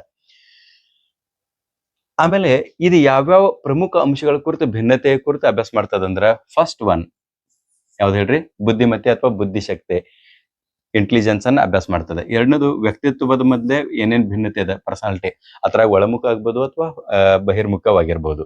ಆಮೇಲೆ ಮೂರನೇದು ಸಾಮರ್ಥ್ಯಗಳು, ಅಬಿಲಿಟೀಸ್ ಏನೇನದಾವ ಅಭ್ಯಾಸ ಮಾಡ್ತದೆ. ಡಿಫ್ರೆನ್ಸ್ ವ್ಯಕ್ತಿಗಳ ಮಧ್ಯೆ ಸಾಮರ್ಥ್ಯಗಳು ಯಾಕೆ ಡಿಫ್ರೆನ್ಸ್ ಇರ್ತದ ಅನ್ನೋದು. ಆಸಕ್ತಿಗಳು, ಇಂಟ್ರೆಸ್ಟ್, ನನ್ನ ಆಸಕ್ತಿ ಒಂದಿರ್ತದ, ನಿಮ್ಮ ಆಸಕ್ತಿ ಇನ್ನೊಂದಿರ್ತದ. ಹಿಂಗ ಇಬ್ಬರ ಮಧ್ಯೆ ಇರುವಂತ ವ್ಯತ್ಯಾಸಗಳು ಯಾಕೆ ಕಾರಣ, ಆಸಕ್ತಿಗಳ ಮಧ್ಯೆ ಯಾಕೆ ಡಿಫ್ರೆನ್ಸ್ ಇರ್ತದ ಅನ್ನೋದು ಅಭ್ಯಾಸ ಮಾಡ್ತದೆ. ಫಿಫ್ತ್ ಒನ್ ಭಾವನೆಗಳು, ಎಮೋಷನ್ಸ್. ಮತ್ತು ಆರನೇದು ಯಾವ್ದತ್ತಂದ್ರ ಮನೋಭಾವನೆಗಳು, ಅಟಿಟ್ಯೂಡ್ಸ್ ಅಂತ ಹೇಳ್ಕಿರ್ತೀವಲ್ಲ. ಇವು ಎಲ್ಲಾನು ಕೂಡ ವ್ಯಕ್ತಿ ಮಧ್ಯೆ ಯಾಕೆ ಭಿನ್ನವಾಗಿರ್ತಾವ, ಇವುಗಳ ಕುರಿತು ಇದು ಅಭ್ಯಾಸ ಮಾಡ್ತದೆ.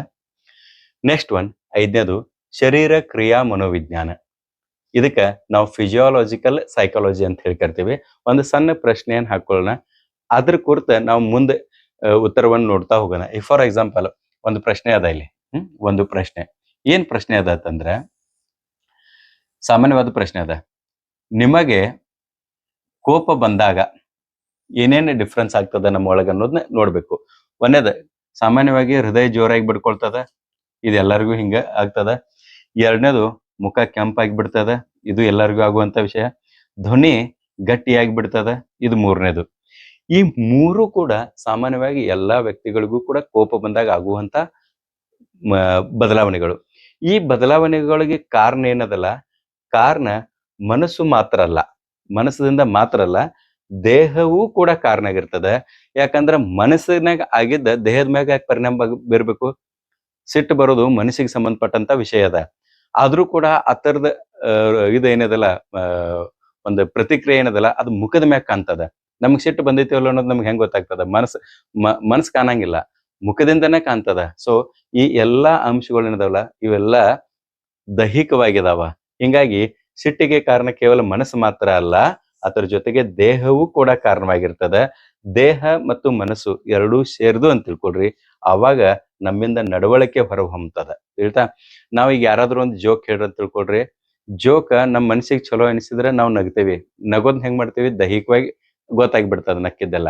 ಮತ್ತ ನಮಗೆ ಬ್ಯಾಡಾದೊಂದು ವಿಷಯವನ್ನ ಹೇಳಿದ್ರು ಅದ್ ನಮ್ಮ ಮನಸ್ಸಿಗೆ ನೋವಾಯ್ತು ಅಂತ ತಿಳ್ಕೊಳ್ರಿ, ನಾವು ಅದಕ್ಕೆ ಪ್ರತಿಕ್ರಿಯೆ ಸುಮ್ನೆ ಕುಂತ್ ಬಿಡ್ತೇವಿ, ಅದು ಕೂಡ ಗೊತ್ತಾಗ್ಬಿಡ್ತದ. ಸೊ ಹಿಂಗಾಗಿ ಮನಸ್ಸು ಮತ್ತು ದೇಹ ಎರಡೂ ಸೇರಿದಾಗ ನಡವಳಿಕೆ ಅಥವಾ ವರ್ತನೆ ಅಂತ ಏನದಲ್ಲ, ಅದು ಹೊರ ಹೊಮ್ತದ. ಇದನ್ನ ಅಧ್ಯಯನ ಮಾಡೋದು ಏನದಲ್ಲ, ಅದ್ ಯಾವ್ದು ಹೇಳ್ರಿ? ಫಿಸಿಯಾಲಜಿಕಲ್ ಸೈಕಾಲಜಿ ಅಥವಾ ಶರೀರ ಕ್ರಿಯಾ ಮನೋವಿಜ್ಞಾನ ಅಂತ ಹೇಳಿ ಕರಿತೀವಿ. ಓಕೆ, ಇನ್ನ ಇದು ದೇಹದ ಯಾವ ಭಾಗಗಳ ಕುರಿತು ಅಭ್ಯಾಸ ಮಾಡ್ತದ ಅನ್ನೋದು ಶರೀರ ಕ್ರಿಯಾ ಮನೋವಿಜ್ಞಾನ ತಂದು ಕೂಡಲೇ ಫಸ್ಟ್ ಬರೋದು ಯಾವ್ದತ್ತಂದ್ರ ಮಿದುಳು, ಬ್ರೇನ್ ಅದ ಕುರಿತು. ಅಂದ್ರೆ ಈ ಮಿದುಳಿನ ವ್ಯವಸ್ಥೆ ಯಾವ ರೀತಿ ಅದ ಅನ್ನೋದನ್ನ ಅಭ್ಯಾಸ ಮಾಡ್ತದ. ಸೆಕೆಂಡ್ ಒನ್ ನರ ವ್ಯವಸ್ಥೆ, ನರ್ವ್ ಸಿಸ್ಟಮ್. ನಮ್ಮ ಮೆದುಳು ಮತ್ತು ದೇಹದ ಭಾಗಗಳಲ್ಲಿರುವಂತಹ ನರ್ವ್ಸ್ ಏನಿದಾವಲ್ಲ, ನರಗಳು, ಅವುಗಳ ಕುರಿತು ಅಭ್ಯಾಸ ಮಾಡ್ತದ. ಮತ್ತ ಹಾರ್ಮೋನ್ಸ್ ಅಂತ ಹೇಳಿ ಕರಿತೇವೆ. ಇದು ವರ್ಷದಿಂದ ವರ್ಷಕ್ಕೆ ಮನುಷ್ಯನಲ್ಲಿ ಯಾವ ರೀತಿ ಹಾರ್ಮೋನ್ಗಳು ಉತ್ಪತ್ತಿ ಆಗ್ತಾವ, ಬದಲಾಗ್ತಾವ, ಇವುಗಳ ಕುರಿತೆಲ್ಲಾನು ಕೂಡ ಇದು ಅಭ್ಯಾಸ ಮಾಡ್ತದ. ಹಾರ್ಮೋನ್ಗಳು ಬದಲಾವಣೆ ಆದಾಗ ವ್ಯಕ್ತಿ ವರ್ತನೆ ಯಾವ ರೀತಿ ಆಗ್ತದ, ಇದನ್ನೆಲ್ಲಾನು ಕೂಡ ಅಭ್ಯಾಸ ಮಾಡುವಂತ ಶಾಖೆ ಶರೀರ ಕ್ರಿಯಾ ಮನೋವಿಜ್ಞಾನ ಶಾಖೆ. ಓಕೆ, ಶುದ್ಧ ಮನೋವಿಜ್ಞಾನದ ಅದೊಂದು ಶಾಖೆ. ಇನ್ನ ಆರನೇದ್ ನೋಡೋಣ, ಪ್ರಯೋಗಾತ್ಮಕ ಮನೋವಿಜ್ಞಾನ, ಪ್ರಾಕ್ಟಿಕಲ್ ಸೈಕಾಲಜಿ. ಇದು ಮನೋವಿಜ್ಞಾನ ಶಾಖೆಯಲ್ಲಿ ಅತ್ಯಂತ ಪ್ರಮುಖವಾದಂತ ಶಾಖೆ. ಯಾವಾಗ ಪ್ರಯೋಗಾತ್ಮಕ ಒಂದು ಈ ಶಾಖೆ ಶುರು ಆಯ್ತಲ್ಲ, ಆವಾಗ ಮನೋವಿಜ್ಞಾನವನ್ನ ಹೆಚ್ಚು ಅಂದ್ರೆ 100% ವಿಜ್ಞಾನ ಅಂತ ಹೇಳಿ ಕರೀಲಿಕ್ಕೆ ಶುರು ಮಾಡಿದ್ರು. ಹಿಂಗಾಗಿ ಈ ಪ್ರಾಕ್ಟಿಕಲ್ ಸೈಕಾಲಜಿ ಅನ್ನೋದಲ್ಲ, ಅದು ಬಹಳ ಮಹತ್ವದ. ಪ್ರಯೋಗಗಳ ಈ ಒಂದು ವಿಧಾನದಾಗ ಏನ್ ಮಾಡ್ತಾರಂದ್ರ, ಪ್ರಯೋಗಗಳ ಮೂಲಕ ಮಾನವನ ಮನಸ್ಸು ಹೇಗೆ ಕೆಲಸ ಮಾಡುತ್ತದೆ ಎಂಬುದನ್ನು ಅಧ್ಯಯನ ಮಾಡುವಂತಹ ಮನೋವಿಜ್ಞಾನದ ಶಾಖೆ ಆಗ್ಯದ. ಪ್ರಯೋಗಗಳ ಮೂಲಕ ಮಾನವನ ಮನಸ್ಸು ಯಾವ ರೀತಿ ಕೆಲಸ ಮಾಡ್ತದ ಅನ್ನೋದು ನೋಡೋದ ಇದರ ಮುಖ್ಯವಾದ ಗುರಿ ಅದ. ಇನ್ನೂ ಸರಳವಾಗಿ ಹೇಳ್ಬೇಕಾಯ್ತು ಅಂತ ತಿಳ್ಕೊಡ್ರಿ, ಮನೋವಿಜ್ಞಾನಿಗಳು ಒಂದು ಪ್ರಶ್ನೆಯನ್ನು ತೆಗೆದುಕೊಂಡು, ಯಾವ್ದಾದ್ರು ಒಂದು ವರ್ತನೆಗೆ ಸಂಬಂಧಿಸಿದಂತ ಪ್ರಶ್ನೆಗಳನ್ನ ತೆಗೆದುಕೊಳ್ತಾರ. ಅದನ್ನ ಪ್ರಯೋಗದ ಮೂಲಕ ಪರೀಕ್ಷಿಸಿ ಒಂದನೇ ಹಂತ, ಏನು ನಿಜವಾಗಿ ನಡೆಯುತ್ತದೆ ಎಂಬುದನ್ನು ನೋಡುತ್ತಾರೆ, ಇದು ಎರಡನೇ ಹಂತ. ಒಂದು ವೀಕ್ಷಣೆ ಮಾಡ್ತಾರೆ, ಇನ್ನೊಂದು ನಿಜವಾಗಿ ಏನ್ ನಡೀತದೆ ಅನ್ನೋದನ್ನ ನೋಡ್ತಾರೆ. ಈ ರೀತಿ ಮಾಡೋದ್ರಿಂದ ಅವರು ಏನ್ ಮಾಡ್ತಾರೆ ಹೇಳ್ರಿ, ವರ್ತನೆಗೆ ಸಂಬಂಧಿಸಿದಂತಹ ಏನು, ಏಕೆ, ಹೇಗೆ ಈ ಅಂಶಗಳನ್ನ ಅಭ್ಯಾಸ ಮಾಡ್ತಾರ. ಆಮೇಲೆ ಇವರು ಏನೇನ್ ಅಧ್ಯಯನ ಮಾಡ್ತಾರಂದ್ರ, ನಾವು ಹೇಗೆ ಕಲಿಯುತ್ತೇವೆ, ನಾವು ಹೇಗೆ ನೆನ್ಪಿಟ್ಕೊಳ್ತೇವೆ, ನಾವು ಯಾವ ರೀತಿ ಯೋಚಿಸ್ತೇವೆ, ಆಮೇಲೆ ನಮ್ಮ ಭಾವನೆಗಳು ಮತ್ತು ವರ್ತನೆ, ಈ ವಿಷಯಗಳಿಗೆ ಸಂಬಂಧಿಸಿದಂತಹ ಪ್ರಶ್ನೆಗಳಿಗೆ ಉತ್ತರ ಹುಡುಕುವಂತಹ ಕೆಲಸವನ್ನ ಈ ಪ್ರಯೋಗಾತ್ಮಕ ಮನೋವಿಜ್ಞಾನ ಮಾಡ್ತದ. ಇನ್ನ ಏಳನೇದು ಯಾವ್ದತ್ತಂದ್ರ ಪರಮನ ಅಥವಾ ತೌಲನಿಕ ಮನೋವಿಜ್ಞಾನದ ಶಾಖೆ ಅಥವಾ ಕಂಪ್ಯಾರಿಟಿವ್ ಸೈಕಾಲಜಿ ಅಂತ ಹೇಳಿ ಕರಿತೀವಿ ಇಂಗ್ಲಿಷ್ ನಲ್ಲಿ. ಇದಕ್ಕೆ ಇನ್ನೊಂದು ಅಂದ್ರೆ ಕಂಪ್ಯಾರಿಸನ್ ಮಾಡೋದು ಬೇರೆ. ಅಲ್ಲಿ ಮೊದಲನೇದೊಂದು ಅಭ್ಯಾಸ ಮಾಡಿದ್ವಿ ನಾವು, ಭಿನ್ನತೆಯ ಕುರಿತು ಮಾಡಿದ್ವು. ಇಲ್ಲಿ ಏನ್ ಮಾಡ್ತೇವೆ ಹೇಳ್ರಿ, ಕಂಪ್ಯಾರಿಟಿವ್ ಮಾಡ್ತೇವೆ, ಹೋಲಿಕೆ ಮನೋವಿಜ್ಞಾನ ಅಂತ ಕೂಡ ಇದಕ್ಕೆ ಕರೀತಾರೆ. ತೌಲನಿಕ ಮನೋವಿಜ್ಞಾನ ಎಂದರೇನು? ಇದೊಂದು ಸಣ್ಣ ಪ್ರಶ್ನೆಗೆ ಉತ್ತರ ಹೇಳೋದಾದ್ರೆ, ಮಾನವರು ಮತ್ತು ಪ್ರಾಣಿಗಳ ವರ್ತನೆ ಹಾಗೂ ಮನಸ್ಸಿನ ಕ್ರಿಯೆಗಳನ್ನು ಪರಸ್ಪರ ಹೋಲಿಸಿ ಅಧ್ಯಯನ ಮಾಡುವ ಮನೋವಿಜ್ಞಾನದ ಶಾಖೆಯ ತೌಲನಿಕ ಮನೋವಿಜ್ಞಾನ. ಇಲ್ಲಿ ನೋಡ್ರೆ, ಭಿನ್ನತೆಯ ಮನೋವಿಜ್ಞಾನ ವ್ಯಕ್ತಿಗಳ ಮಧ್ಯೆ ಇರುವಂತ ಭಿನ್ನತೆಯ ಕುರಿತು ಅಭ್ಯಾಸ ಮಾಡಿದ್ರೆ, ಇದು ಪರಮನ ಅಥವಾ ತೌಲನಿಕ ಮನೋವಿಜ್ಞಾನ ಅಂತೆಲ್ಲ, ಇದು ಪ್ರಾಣಿಗಳಂತೂ ಮಾನವನಿಗೆ ಇರುವಂತ ಹೋಲಿಕೆಯ ಅಂಶಗಳನ್ನ ಅಭ್ಯಾಸ ಮಾಡ್ತದ. ಇಲ್ಲಿ ಸರಳವಾಗಿ ಮಾನವರು ಮತ್ತು ಪ್ರಾಣಿಗಳು ಇವು ಎರಡೂ ಯಾವ ರೀತಿ ಎರಡೂ ಜನ ಯಾವ ರೀತಿ ಕಲಿತಾರೆ, ಮಾನವರು ಪ್ರಾಣಿಗಳು ಯಾವ ರೀತಿ ಕಲಿತಾರೆ ಅನ್ನೋದು ನೋಡ್ತದೆ, ಹೇಗ್ ಯೋಚಿಸ್ತಾರೆ, ಹೇಗ್ ಭಾವಿಸ್ತಾರೆ, ಹೇಗೆ ವರ್ತಿಸ್ತಾರೆ. ಇವ ಪ್ರಶ್ನೆಗಳು ಆಕ್ಚುಲಿ ಏನ್ ಹೇಳ್ರಿ ಶುದ್ಧ ಮನೋವಿಜ್ಞಾನದ ಮೂಲಭೂತ ಪ್ರಶ್ನೆಗಳದಾವ್. ಪ್ರತಿಯೊಂದು ಶಾಖೆಯು ಕೂಡ ಈ ಅಂಶಗಳ ಕುರಿತ ಅಭ್ಯಾಸ ಮಾಡ್ತದ ಮತ್ತ ಅದಕ್ಕೆ ಉತ್ತರ ಕಂಡು ಹಿಡಿಯುವಂತ ಪ್ರಯತ್ನವನ್ನು ಮಾಡ್ತದ. ಸೊ ಇಲ್ಲಿಯೂ ಕೂಡ ಏನ್ ಹೇಳ್ರಿ ತೌಲನಿಕ ಮನೋವಿಜ್ಞಾನ ಏನದಲ್ಲ ಅದು ಮಾನವನಿಗೆ ಸಂಬಂಧಿಸಿದ ಈ ಎಲ್ಲಾ ಅಂಶಗಳನ್ನ ಅಭ್ಯಾಸ ಮಾಡುವಂತ ಶಾಖೆ ಆಗಿದೆ. ಇನ್ನ ಮಾನವ ಮನೋವಿಜ್ಞಾನ ಹ್ಯೂಮನ್ ಸೈಕಾಲಜಿ ಅಂತದ. ಇದು ಮಾನವರು ಮತ್ತ ಅವ ಪ್ರಶ್ನೆಗಳದಾವ್, ಮೂಲಭೂತ ಪ್ರಶ್ನೆಗಳದಾವ್. ಸಾಮಾನ್ಯ ಮನೋವಿಜ್ಞಾನ ಶಾಖೆ ಏನಿದಲ್ಲ, ಸಾಮಾನ್ಯ ಮನೋವಿಜ್ಞಾನ ಮೊದಲ ಶಾಖೆ ಅದು ಮತ್ತು ಮಾನವ ಮನೋವಿಜ್ಞಾನ ಏನಿದಲ್ಲ ಇದು ಹೆಚ್ಚು ಕಡಿಮೆ ಸೇಮ್ ಅದ. ಬಟ್ ಕೆಲವೊಂದಿಷ್ಟು ವ್ಯತ್ಯಾಸಗಳು ಇರೋದ್ರಿಂದ ಇವುಗಳನ್ನ ಪ್ರತ್ಯೇಕ ಶಾಖೆಯನ್ನಾಗಿ ನಾವು ಮಾಡಿದೀವಿ, ವಿಂಗಡಿಸಿವಿ. ಇನ್ನು ಜನ್ಯ ಮನೋವಿಜ್ಞಾನ ಅಥವಾ ತಳಿ ಮನೋವಿಜ್ಞಾನ ಅಂತ ಹೇಳಿ ಕರಿತೀವಿ. ಜೆನೆಟಿಕ್ ಸೈಕಾಲಜಿ ಅಂತ ಹೇಳಿ ಇದು 9ನೇ ಶಾಖೆ. ಪೋಷಕರಿಂದ ದೊರಕುವಂತ ಜೀನ್ಸ್ ಅಂತಂದ್ರೆ ವಂಶವಾಹಿಗಳು ಅಂತ ಹೇಳಿ ನಾವು ಕರಿತೀವಿ. ಪೋಷಕರಿಂದ ದೊರಕುವ ವಂಶವಾಹಿಗಳು ನಮ್ಮ ಮನಸ್ಸು ಮತ್ತು ವರ್ತನೆಯ ಮೇಲೆ ಹೇಗೆ ಪರಿಣಾಮ ಬೀರುತ್ತವೆ ಎಂಬುದನ್ನ ಅಧ್ಯಯನ ಮಾಡುವಂತ ಮನೋವಿಜ್ಞಾನದ ಶಾಖೆ ಆಗಿದೆ. ಯಾಕಂದ್ರೆ ನಾವು ಹುಟ್ಟುತ್ತಿರಬೇಕಾದ್ರನ ತಂದೆ ತಾಯಿಗಳ ಕೆಲವೊಂದಿಷ್ಟು ಗುಣಗಳನ್ನ ಪಡೆದುಕೊಂಡು ಹುಡ್ತೇವಿ. ಹಿಂಗಾಗಿ ಅವುಗಳು ನಮ್ಮ ಜೀವನದ ಮೇಲೆ ಯಾವ ರೀತಿ ಪ್ರಭಾವ ಬೀರ್ತಾವ ಅನ್ನೋದನ್ನ ಜೆನೆಟಿಕ್ ಸೈಕಾಲಜಿ ಅಭ್ಯಾಸ ಮಾಡ್ತದ. ಉದಾಹರಣೆಗೆ ನಾವು ಪೋಷಕರಿಂದ ಏನೇನ್ ತೆಗೆದುಕೊಂಡ್ ಬರ್ತೇವೆ ಹೇಳ್ರಿ. ಪೋಷಕರ ಹಂಗ ನಾವು ಕಣ್ಣುಗಳನ್ನ ತೆಗೆದುಕೊಂಡ್ ಬರ್ತೇವೆ. ಅವ್ರ ಕಣ್ಣುಗಳು ಯಾವ ರೀತಿ ಇರ್ತವಲ್ಲ, ಸಾಮಾನ್ಯವಾಗಿ ನಮ್ಮ ಕಣ್ಣದ ಬಣ್ಣಗಳು ಅದೇ ರೀತಿ ಇರ್ತದೆ. ಅವ್ರಿಗೆ ಇರುವಂತ ಬಣ್ಣವನ್ನ ನಮ್ಗೆ ಇರ್ತದೆ. ಸಾಮಾನ್ಯವಾಗಿ ಅವ್ರು ಎತ್ತರವಾಗಿದ್ರೆ ನಾವು ಎತ್ತರವಾಗಿರ್ತೀವಿ. ಇಂಥವು ಎಲ್ಲಾ ಲಕ್ಷಣಗಳು ನಮಗೆ ತಂದೆ ತಾಯಿಗಳಿಂದ ಬರ್ತಾವ. ಅವುಗಳನ್ನ ಬಿಟ್ಟು ಕೆಲವೊಂದಿಷ್ಟು ವಿಶೇಷ ಅಂಶಗಳು ಬರ್ತಾವ. ಏನಂತಂದ್ರ ತಂದೆ ತಾಯಿಗಳು ಬುದ್ಧಿವಂತರಾಗಿದ್ರೆ ನಾವು ಬುದ್ಧಿಶಕ್ತಿಯನ್ನು ಹೊಂದಿರ್ತೇವೆ. ಇದರಲ್ಲಿ ಕೆಲವೊಂದಿಷ್ಟು ಬದಲಾವಣೆಗಳು ಆಗ್ತಾವ. ತಂದೆ ತಾಯಿಗಳು ಬುದ್ಧಿವಂತರಾಗಿದ್ರು ಕೂಡ ಮಗ ಹಂಗಿರಂಗಿಲ್ಲ. ಸೊ ಆ ಮಗ ಹಂಗಿರ ಕಾರಣಗಳು ಏನು ಅನ್ನೋದು ಅಭ್ಯಾಸ ಮಾಡೋದಲ್ಲ, ಅದು ಕೂಡ ಮನೋವಿಜ್ಞಾನದ ಶಾಖೆನ ಅಭ್ಯಾಸ ಮಾಡ್ತದೆ. ಇನ್ನು ಅವ್ರ ಸ್ವಭಾವ, ಕೆಲವೊಂದಿಷ್ಟು ಕೋಪಿಷ್ಠರಿದ್ರೆ ಮಕ್ಕಳು ಕೂಡ ಅದ ಸ್ವಭಾವನ ಹೊಂದಿರ್ತಾರೆ. ಕೆಲವೊಂದಿಷ್ಟು ಲಜಾಶೀಲ ಅಥವಾ ನಾಚಿಕೆ ಸ್ವಭಾವದವರಿದ್ರ ಮಕ್ಕಳು ಕೂಡ ಹಂಗ ಇರ್ತಾವ. ಕೆಲವೊಂದಿಷ್ಟು ಚುರುಕರಿದ್ರ ಇವರು ಕೂಡ ಚುರುಕರಾಗಿರ್ತಾರೆ. ಆಮೇಲೆ ಪ್ರತಿಭೆಗಳಿಗೆ ಸಂಬಂಧಪಟ್ಟಂತೆ ಈಗ ಅಪ್ಪ ಅಮ್ಮನಿಗೆ ಸಂಗೀತದಲ್ಲಿ ಆಸಕ್ತಿ ಇದ್ರೆ ಇವನಿಗೂ ಸಂಗೀತದಲ್ಲಿ ಇರ್ತದೆ. ಅವ್ರು ಕ್ರೀಡೆಯಲ್ಲಿದ್ರೆ ಕ್ರೀಡೆ ಇರ್ತದೆ, ಗಣಿತದಾಗಿದ್ರೆ ಗಣಿತ. ಹಿಂಗ್ ಸಾಕಷ್ಟು ಆಸಕ್ತಿಗಳು ಅಥವಾ ಪ್ರತಿಭೆಗಳನ್ನ ಮಕ್ಕಳು ಪಡೆದುಕೊಂಡಿರ್ತಾರೆ. ಇನ್ನು ಕೆಲವು ಮಾನಸಿಕ ಸಮಸ್ಯೆಗಳ ಪ್ರವೃತ್ತಿಯನ್ನು ಕೂಡ ಸಹಜವಾಗಿ ಅವರು ವಂಶವಾಹಿಗಳ ಮೂಲಕ ಅವ್ರು ಪಡೆದುಕೊಂಡಿರ್ತಾರೆ. ಸೊ ಜೆನೆಟಿಕ್ ಸೈಕಾಲಜಿ ಏನದಲ್ಲ ಇದು ತಂದೆ ತಾಯಿಗಳಿಂದ ಮಕ್ಕಳು ಪಡೆದಿರುವಂತಹ ಗುಣಲಕ್ಷಣಗಳು ಏನದಾವಲ್ಲ ಅವುಗಳ ಕುರಿತು ಅಭ್ಯಾಸ ಮಾಡ್ತದೆ. ಅದ್ರಾಗ ಭಿನ್ನತೆ ಆದ್ರೂ ಅಭ್ಯಾಸ ಮಾಡ್ತದೆ, ಸೇಮ್ ಇದ್ರೂ ಅಭ್ಯಾಸ ಮಾಡ್ತದೆ. ಸೇಮ್ ಇದ್ರೆ ಯಾಕೆ ಅನ್ನೋದು ಅಭ್ಯಾಸ ಮಾಡ್ತದೆ, ಭಿನ್ನತೆ ಆಗಿದ್ರೆ ಯಾಕೆ ಭಿನ್ನತೆ ಅನ್ನೋದನ್ನ ಅಭ್ಯಾಸ ಮಾಡುವಂತ ಶಾಖೆ ಆಗ್ಯದ. ಇನ್ನ 10ನೇದು ಸಾಮಾಜಿಕ ಮನೋವಿಜ್ಞಾನ. ಸಾಮಾಜಿಕ ಮನೋವಿಜ್ಞಾನ ಇದು ನೋಡ್ರಿ, ಸಾಮಾಜಿಕ ಮನೋವಿಜ್ಞಾನ ಅಂತಂದ್ರೆ ಜನರು ಇತರರ ಜೊತೆ ಇರುವಾಗ, ಜನರು ಅಂದ್ರೆ ನಾವು ನೀವೆಲ್ಲ ಇತರರ ಜೊತೆಗೆ ಇರುವಾಗ ಯಾವ ರೀತಿ ಯೋಚನೆ ಮಾಡ್ತೀವಿ, ಹೇಗೆ ಭಾವಿಸ್ತೇವಿ, ಭಾವನೆಗಳು ಹೆಂಗಿರ್ತಾವ ಮತ್ತೆ ಹೇಗೆ ವರ್ತಿಸ್ತೇವಿ, ಈ 3 ವಿಷಯಗಳು ಸಂಬಂಧಪಟ್ಟಂತಹ ಅಂಶಗಳನ್ನ ಅಧ್ಯಯನ ಮಾಡುವಂತ ಶಾಖೆ ಆಗಿದೆ. ನಾವು ಒಬ್ಬರೇ ಇದ್ದಾಗ ಒಂದ್ ರೀತಿ ಬಿಹೇವಿಯರ್ ಇರ್ತದೆ, ಮತ್ತೆ ಜನರ ನಡುವೆ ಇದ್ದಾಗ ನಮ್ಮದು ಇನ್ನೊಂದ್ ರೀತಿ ಬಿಹೇವಿಯರ್ ಇರ್ತದ, ವರ್ತನೆ ಇರ್ತದ. ಹಿಂಗ್ ಒಬ್ಬರೇ ಇದ್ದಾಗ ಸಾಮಾನ್ಯ ತೋರುವಂತ ಲಕ್ಷಣಗಳನ್ನ ಗುಂಪಿನಾಗ ಇದ್ದಾಗ ನಾವು ತೋರಂಗಿಲ್ಲ. ಈ ಹಿನ್ನೆಲೆ ಏನು ಇದರ ಕುರಿತು ಅಭ್ಯಾಸ ಮಾಡುವಂತ ಶಾಖೆ ಏನದಲ್ಲ ಅದು ಸಾಮಾಜಿಕ ಮನೋವಿಜ್ಞಾನದ ಶಾಖೆ ಆಗಿದೆ. ಇನ್ನ ವಿಶ್ಲೇಷಣಾ ಮನೋವಿಜ್ಞಾನ, ಅನಾಲಿಟಿಕಲ್ ಸೈಕಾಲಜಿ ಅಂತ ಹೇಳಿ ಕರಿತೀವಿ. ಈ analytical psychology is a way of understanding how our minds work. ಈ ಒಂದು ನಮ್ಮ ಇದೇನದಲ್ಲ ಮೈಂಡ್ ಏನದಲ್ಲ ಮನಸ್ಸು ಯಾವ ರೀತಿ ಯೋಚನೆ ಮಾಡ್ತದ ಅನ್ನೋದ್ರ ಕುರಿತು ವಿಶ್ಲೇಷಣೆ ಮಾಡುವಂತಹ ಶಾಖೆ ಅದಲ್ಲ ಅದು ಯಾವ್ದು ಹೇಳ್ರಿ, ವಿಶ್ಲೇಷಣಾ ಮನೋವಿಜ್ಞಾನದ ಶಾಖೆ. ಇನ್ನ ವಿಶ್ಲೇಷಣಾ ಮನೋವಿಜ್ಞಾನಕ್ಕೆ ಅನಾಲಿಟಿಕಲ್ ಸೈಕಾಲಜಿ ಇದನ್ನ ಪರಿಚಯಿಸಿದವರು ಅಥವಾ ಪ್ರತಿಪಾದಕರು ಏನಿದಾರಲ್ಲ ಅವ್ರ ಹೆಸರು ಕಾರ್ಲ್ ಯಂಗ್. ಇಲ್ಲಿ ಸ್ವಲ್ಪ ಸ್ಪೆಲ್ಲಿಂಗ್ ನೋಡ್ರಿ, JUNG ಅಂತದ, ಜಂಗ್ ಅಂತ ಅನ್ಬಾರ್ದು, ಕನ್ನಡನಾಗ ಬರೆಯೋದನ್ನ ಹೇಳ್ತಾನೆ ನೋಡ್ರಿ, ಕಾರ್ಲ್ ಯುಂಗ್ ಅಂತ ಹೇಳಿ ಇದನ್ನ ಈ ರೀತಿ ಬರಿಬೇಕಾ. ನೀವು ಯಾವಾಗ್ಲೂ ಈ ಶಬ್ದ ಬಂದಾಗ ಇಂಗ್ಲಿಷ್ನಾಗ ನೋಡಿದಾಗ ಕನ್ನಡನಾಗ ಬರಿಬೇಕಾದ್ರೆ ಮತ್ತೆ ಜಂಗ್ ಅಂತ ಹೇಳಿ ಬರ್ದಿರಿ ನೀವು. ಇದರ ಪ್ರತಿಪಾದಕರು. ಇನ್ನು ಮತ್ತೊಂದು ನೀವು ಅನಾಲಿಟಿಕಲ್ ಸೈಕಾಲಜಿ ಮನೋವಿಶ್ಲೇಷಣೆ ಅನ್ನೋ ಶಬ್ದ ಬಂದೈತೆ ಅನ್ನೋ ಕಾರಣಕ್ಕ ಸಿಗ್ಮಂಡ್ ಫ್ರೈಡ್ ಅಂತ ಅನ್ಬಾರ್ದು, ಸೈಕೋ ಅನಾಲಿಟಿಕಲ್ ಥಿಯರಿ ಅಂತ ಏನದಲ್ಲ ಮನೋವಿಶ್ಲೇಷಣಾ ಸಿದ್ಧಾಂತ ಅದನ್ನು ಪ್ರತಿಪಾದಿಸಿದವರು ಯಾರು ಸಿಗ್ಮಂಡ್ ಫ್ರೈಡ್. ಮತ್ತ ಅನಾಲಿಟಿಕಲ್ ಸೈಕಾಲಜಿ ಏನೈತಿಲ್ಲ ಇತರ ಪ್ರತಿಪಾದಕರು ಯಾರತ್ತಂದ್ರೆ ಕಾರ್ಲ್ ಯಂಗ್. ಇನ್ನ ನಮ್ಮ ಮೈಂಡ್ ಯಾವ ರೀತಿ ಯೋಚನೆ ಮಾಡ್ತದ ಅನ್ನೋದನ್ನ ಸಿಗ್ಮಂಡ್ ಫ್ರೈಡ್ ಕೂಡ 3 ರೀತಿಯಾಗಿ ಹೇಳಿದಾರೆ. ನಮ್ಮ ಮನಸ್ಸನ್ನ ಭಾಗಗಳನ್ನಾಗಿ ಮಾಡಿ.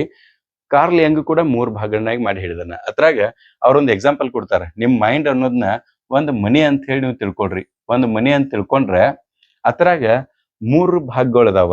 ಒಂದೇದು ದ ಕಾನ್ಸಿಯಸ್ ಮೈಂಡ್ ಅಂತ ಹೇಳಿ ಒಂದೇದು ಭಾಗ. ಒಂದನೇ ಭಾಗ ಏನದಲ್ಲ ದ ಕಾನ್ಸಿಯಸ್ ಮೈಂಡ್.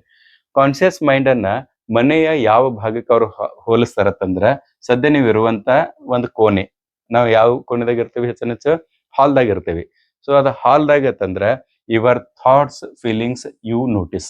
ಅಂದ್ರೆ ನಿಮ್ಮ ಭಾವನೆಗಳನ್ನ ಮತ್ತ ವಿಚಾರಗಳನ್ನ ನೀವು ನೋಡ್ತೀರಿ. ಅಂದ್ರೆ ಜಾಗೃತ ವ್ಯವಸ್ಥೆಯಲ್ಲಿ ಏನೇನ್ ಇರ್ತಾವಲ್ಲ ಆ ವಿಷಯಗಳು ಹಾಲ್ನಾಗ ಇರ್ತಾವ ತಂದಂಗೆ. ಅಂದ್ರೆ ಹೆಚ್ಚಾನ ಅದ ಹಾಲ್ದಾಗ ಇರ್ತೀವಿ, ಹೆಚ್ಚು ನಾವು ಜಾಗೃತ ಅವಸ್ಥೆದಾಗ ಇರ್ತೇವಿ ಅಂತಂದಂಗೆ.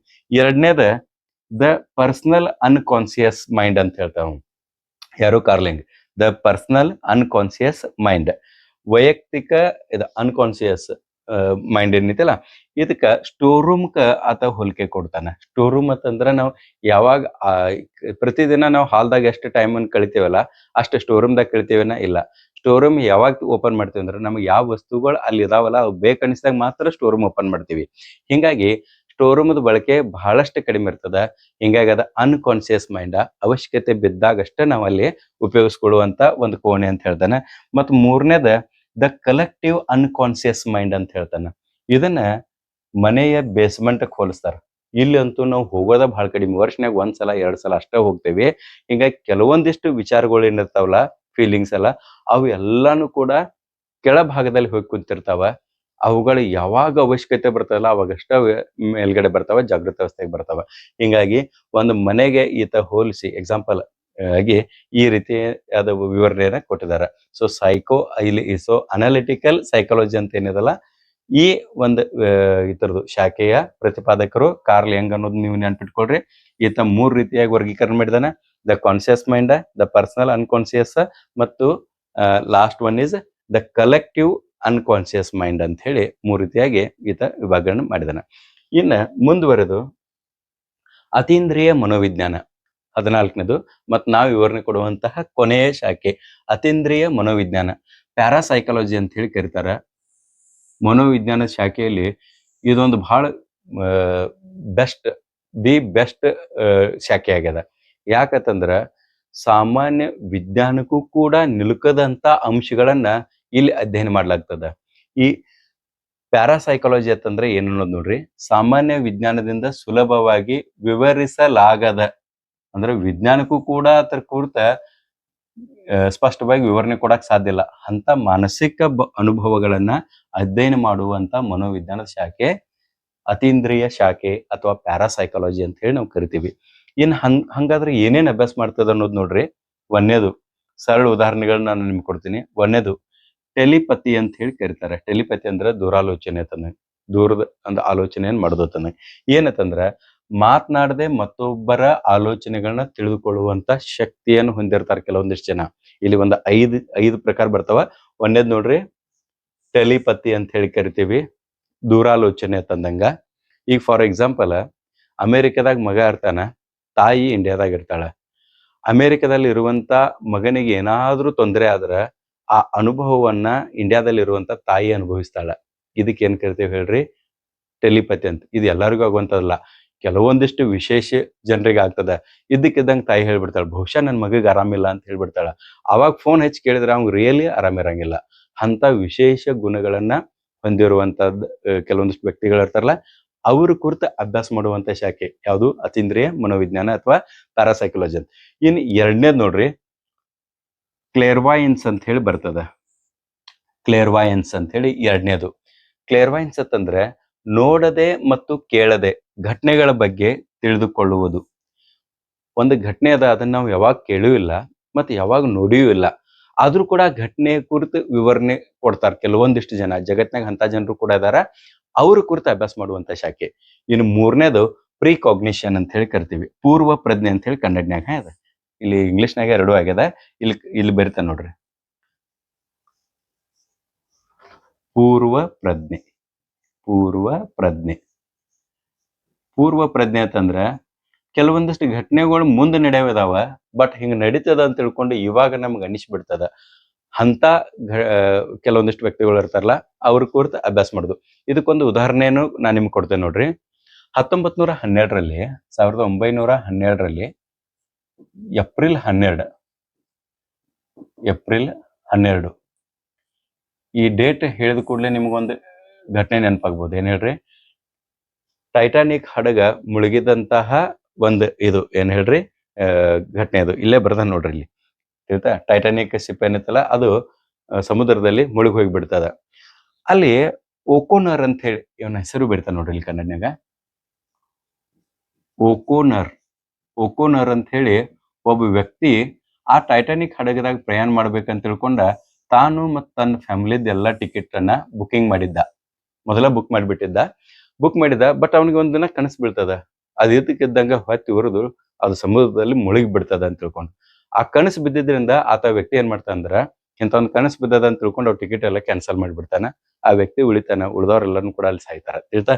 ಸೊ ಹಿಂಗಾಗಿ ಈ ಒಂದು ಪೂರ್ವ ಪ್ರಜ್ಞೆ, ಇದು ಕಾಗ್ನಿಷನ್ ಅಂತ ಹೇಳಿ ಕರಿತಾರಲ್ಲ, ಇದು ಘಟನೆಗಳು ಮುಂದೆ ನಡೆಯೋರ್ತಾವಲ್ಲ ಅದು ಮೊದಲ ಗೊತ್ತಾಗಿ ಬಿಡ್ತದ. ಇಂಥ ವ್ಯಕ್ತಿಗಳು ಇರ್ತಾರ, ಅವ್ರ ಕುರಿತು ಅಭ್ಯಾಸ ಮಾಡುವಂತ ಶಾಖೆ.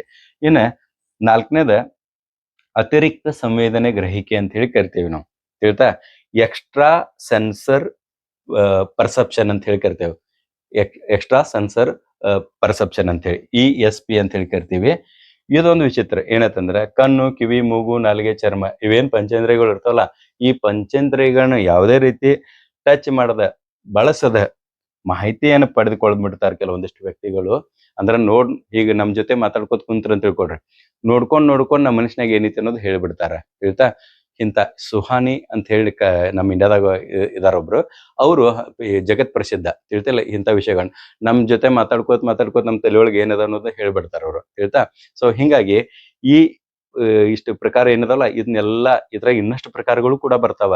ಅವುಗಳನ್ನೆಲ್ಲಾನು ಅಭ್ಯಾಸ ಮಾಡುವಂತ ಶಾಖೆ ಏನದಲ್ಲ, ಅದಕ್ಕೆ ನಾವು ಅತೀಂದ್ರಿಯ ಮನೋವಿಜ್ಞಾನದ ಶಾಖೆ ಅಂದ್ರೆ ಶುದ್ಧ ಮನೋವಿಜ್ಞಾನದ ಇದು ಒಂದು ಶಾಖೆ ಅಂತ ಹೇಳಿ ಕರಿತೀವಿ. ಇನ್ನ ಮುಂದುವರೆದು 2ನೇ ಅಥವಾ B ಅಂತ ಏನದಲ್ಲ, ಅದು ಅನ್ವಯಿಕ ಶಾಖೆ ಅಂತೇಳಿ, ಅನ್ವಯಿಕ ಮನೋವಿಜ್ಞಾನ ಅಂತ ಹೇಳಿ ಕರಿತೇವೆ.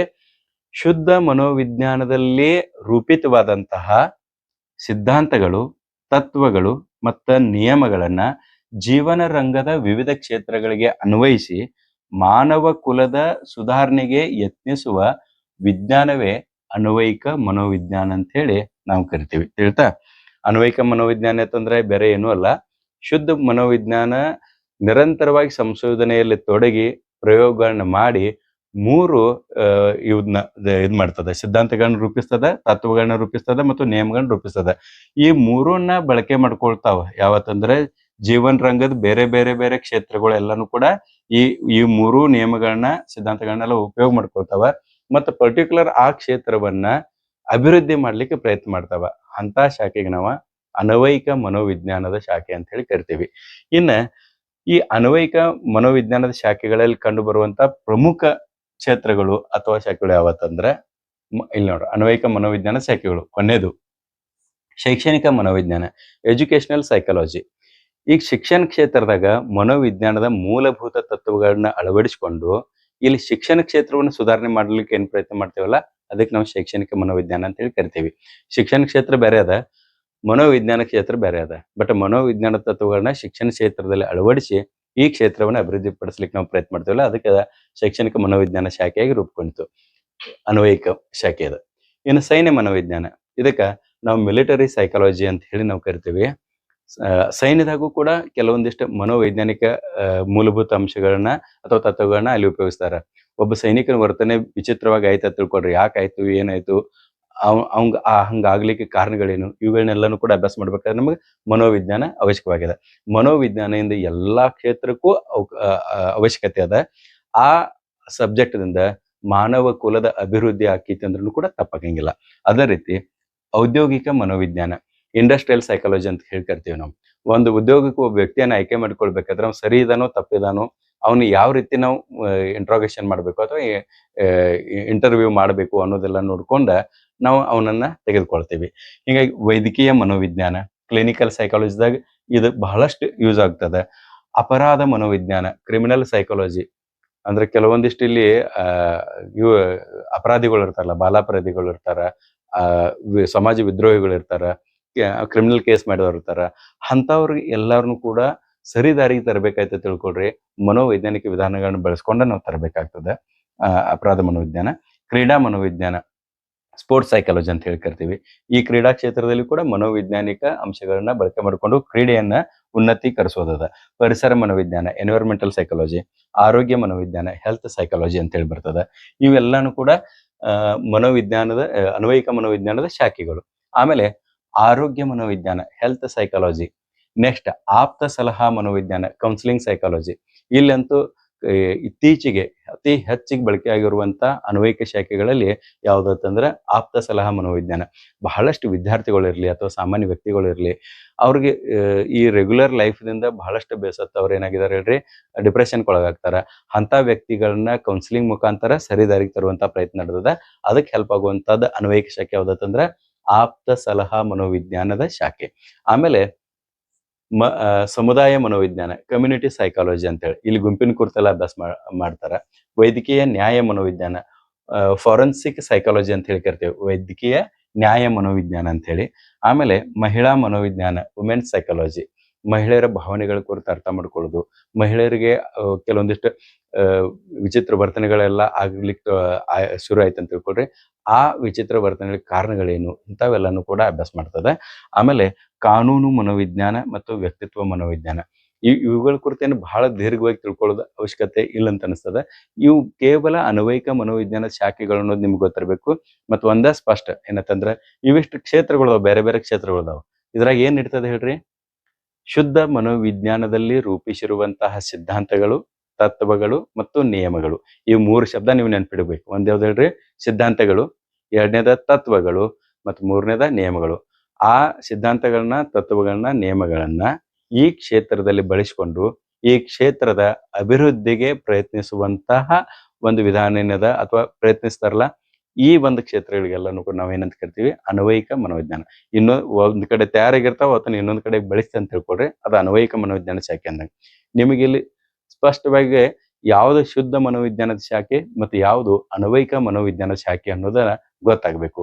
ಅವುಗಳನ್ನ ನೀವು ನೋಡ್ರಿ, ನಾನು ಎರಡೂ ಕಡೆಗೆ 14 14 ಶಾಖೆಗಳನ್ನ ಹೇಳಿದೀನಿ. ಇನ್ನಷ್ಟು ಶಾಖೆಗಳು ನೀವು ಎಲ್ಲಾದ್ರೂ ನೋಡಿದ್ರಿಗೆ ಶುದ್ಧ ಮನೋವಿಜ್ಞಾನ ಐತೋ ಅಥವಾ ಅನ್ವಯಿಕ ಐತೋ ಅನ್ನೋದ ನೀವು ನೋಡ್ಕೊಂಡು ಅವುಗಳನ್ನ ಅದರಲ್ಲೇ ನೋಟ್ ಮಾಡಿ ಇಟ್ಕೊಡ್ರಿ ಅಂತ ಹೇಳ್ತೀನಿ. ಆಮೇಲೆ ಈ ಒಂದು ಅವಧಿಯಲ್ಲಿ ನಾವೇನ್ ಮಾಡಿದ್ವಿ ಹೇಳ್ರಿ, ಮನೋವಿಜ್ಞಾನದ ಶಾಖೆಗಳು ಅಂತ ಏನದಲ್ಲ ಇದನ್ನ ಅಭ್ಯಾಸ ಮಾಡಿದ್ವಿ. ಮೊದಲಿನ ಅವಧಿಗಳಲ್ಲಿ ನಾವು ಮನೋವಿಜ್ಞಾನದ ಕುರಿತು ಅಭ್ಯಾಸ ಮಾಡಿದ್ವಿ. ಇದ್ರಾಗ ಈಗ ಮತ್ತೊಂದು ನೋಡ್ರಿ, ಮನೋವಿಜ್ಞಾನದ ಶಾಖೆಗಳು, ಬ್ರಾಂಚಸ್ ಆಫ್ ಸೈಕಾಲಜಿ ಎಷ್ಟು ವಿಭಾಗಗಳಿದಾವೆ ಹೇಳ್ರಿ, ಶುದ್ಧ ಮನೋವಿಜ್ಞಾನ ಮತ್ತು ಅನ್ವಯಿಕ ಮನೋವಿಜ್ಞಾನ. ಅದರಲ್ಲಿ ಮತ್ತೆ ಬೇರೆ ಬೇರೆ ಶಾಖೆಗಳನ್ನ ನಾವು ಅಭ್ಯಾಸ ಮಾಡಿದ್ವಿ. ಇನ್ನು ಮುಂದಿನ ಒಂದು ಅವಧಿಯಲ್ಲಿ ನಾವು 1.3 ಮನೋವಿಜ್ಞಾನದ ವಿಧಾನಗಳು, ಮೆಥಡ್ಸ್ ಆಫ್ ಸೈಕಾಲಜಿ ಅಂತ ಏನದಾವಲ್ಲ, ಇವುಗಳ ಕುರಿತು ಅಭ್ಯಾಸ ಮಾಡುವಂತ ಪ್ರಯತ್ನ ಮಾಡೋಣ. ಸೊ ಈ ಹೇಳಿದಂತ ಅಂಶಗಳಲ್ಲಿ ಯಾವ್ದಾದ್ರು ನಿಮಗೆ ಪ್ರಶ್ನೆಗಳಿದ್ರೆ ನೀವು ಕಮೆಂಟ್ ಮೂಲಕ ತಿಳಿಸ್ರಿ, ಅವುಗಳನ್ನ ಉತ್ತರ ಕೊಡುವಂತ ಪ್ರಯತ್ನವನ್ನ ನಾನು ಮಾಡ್ತೇನೆ.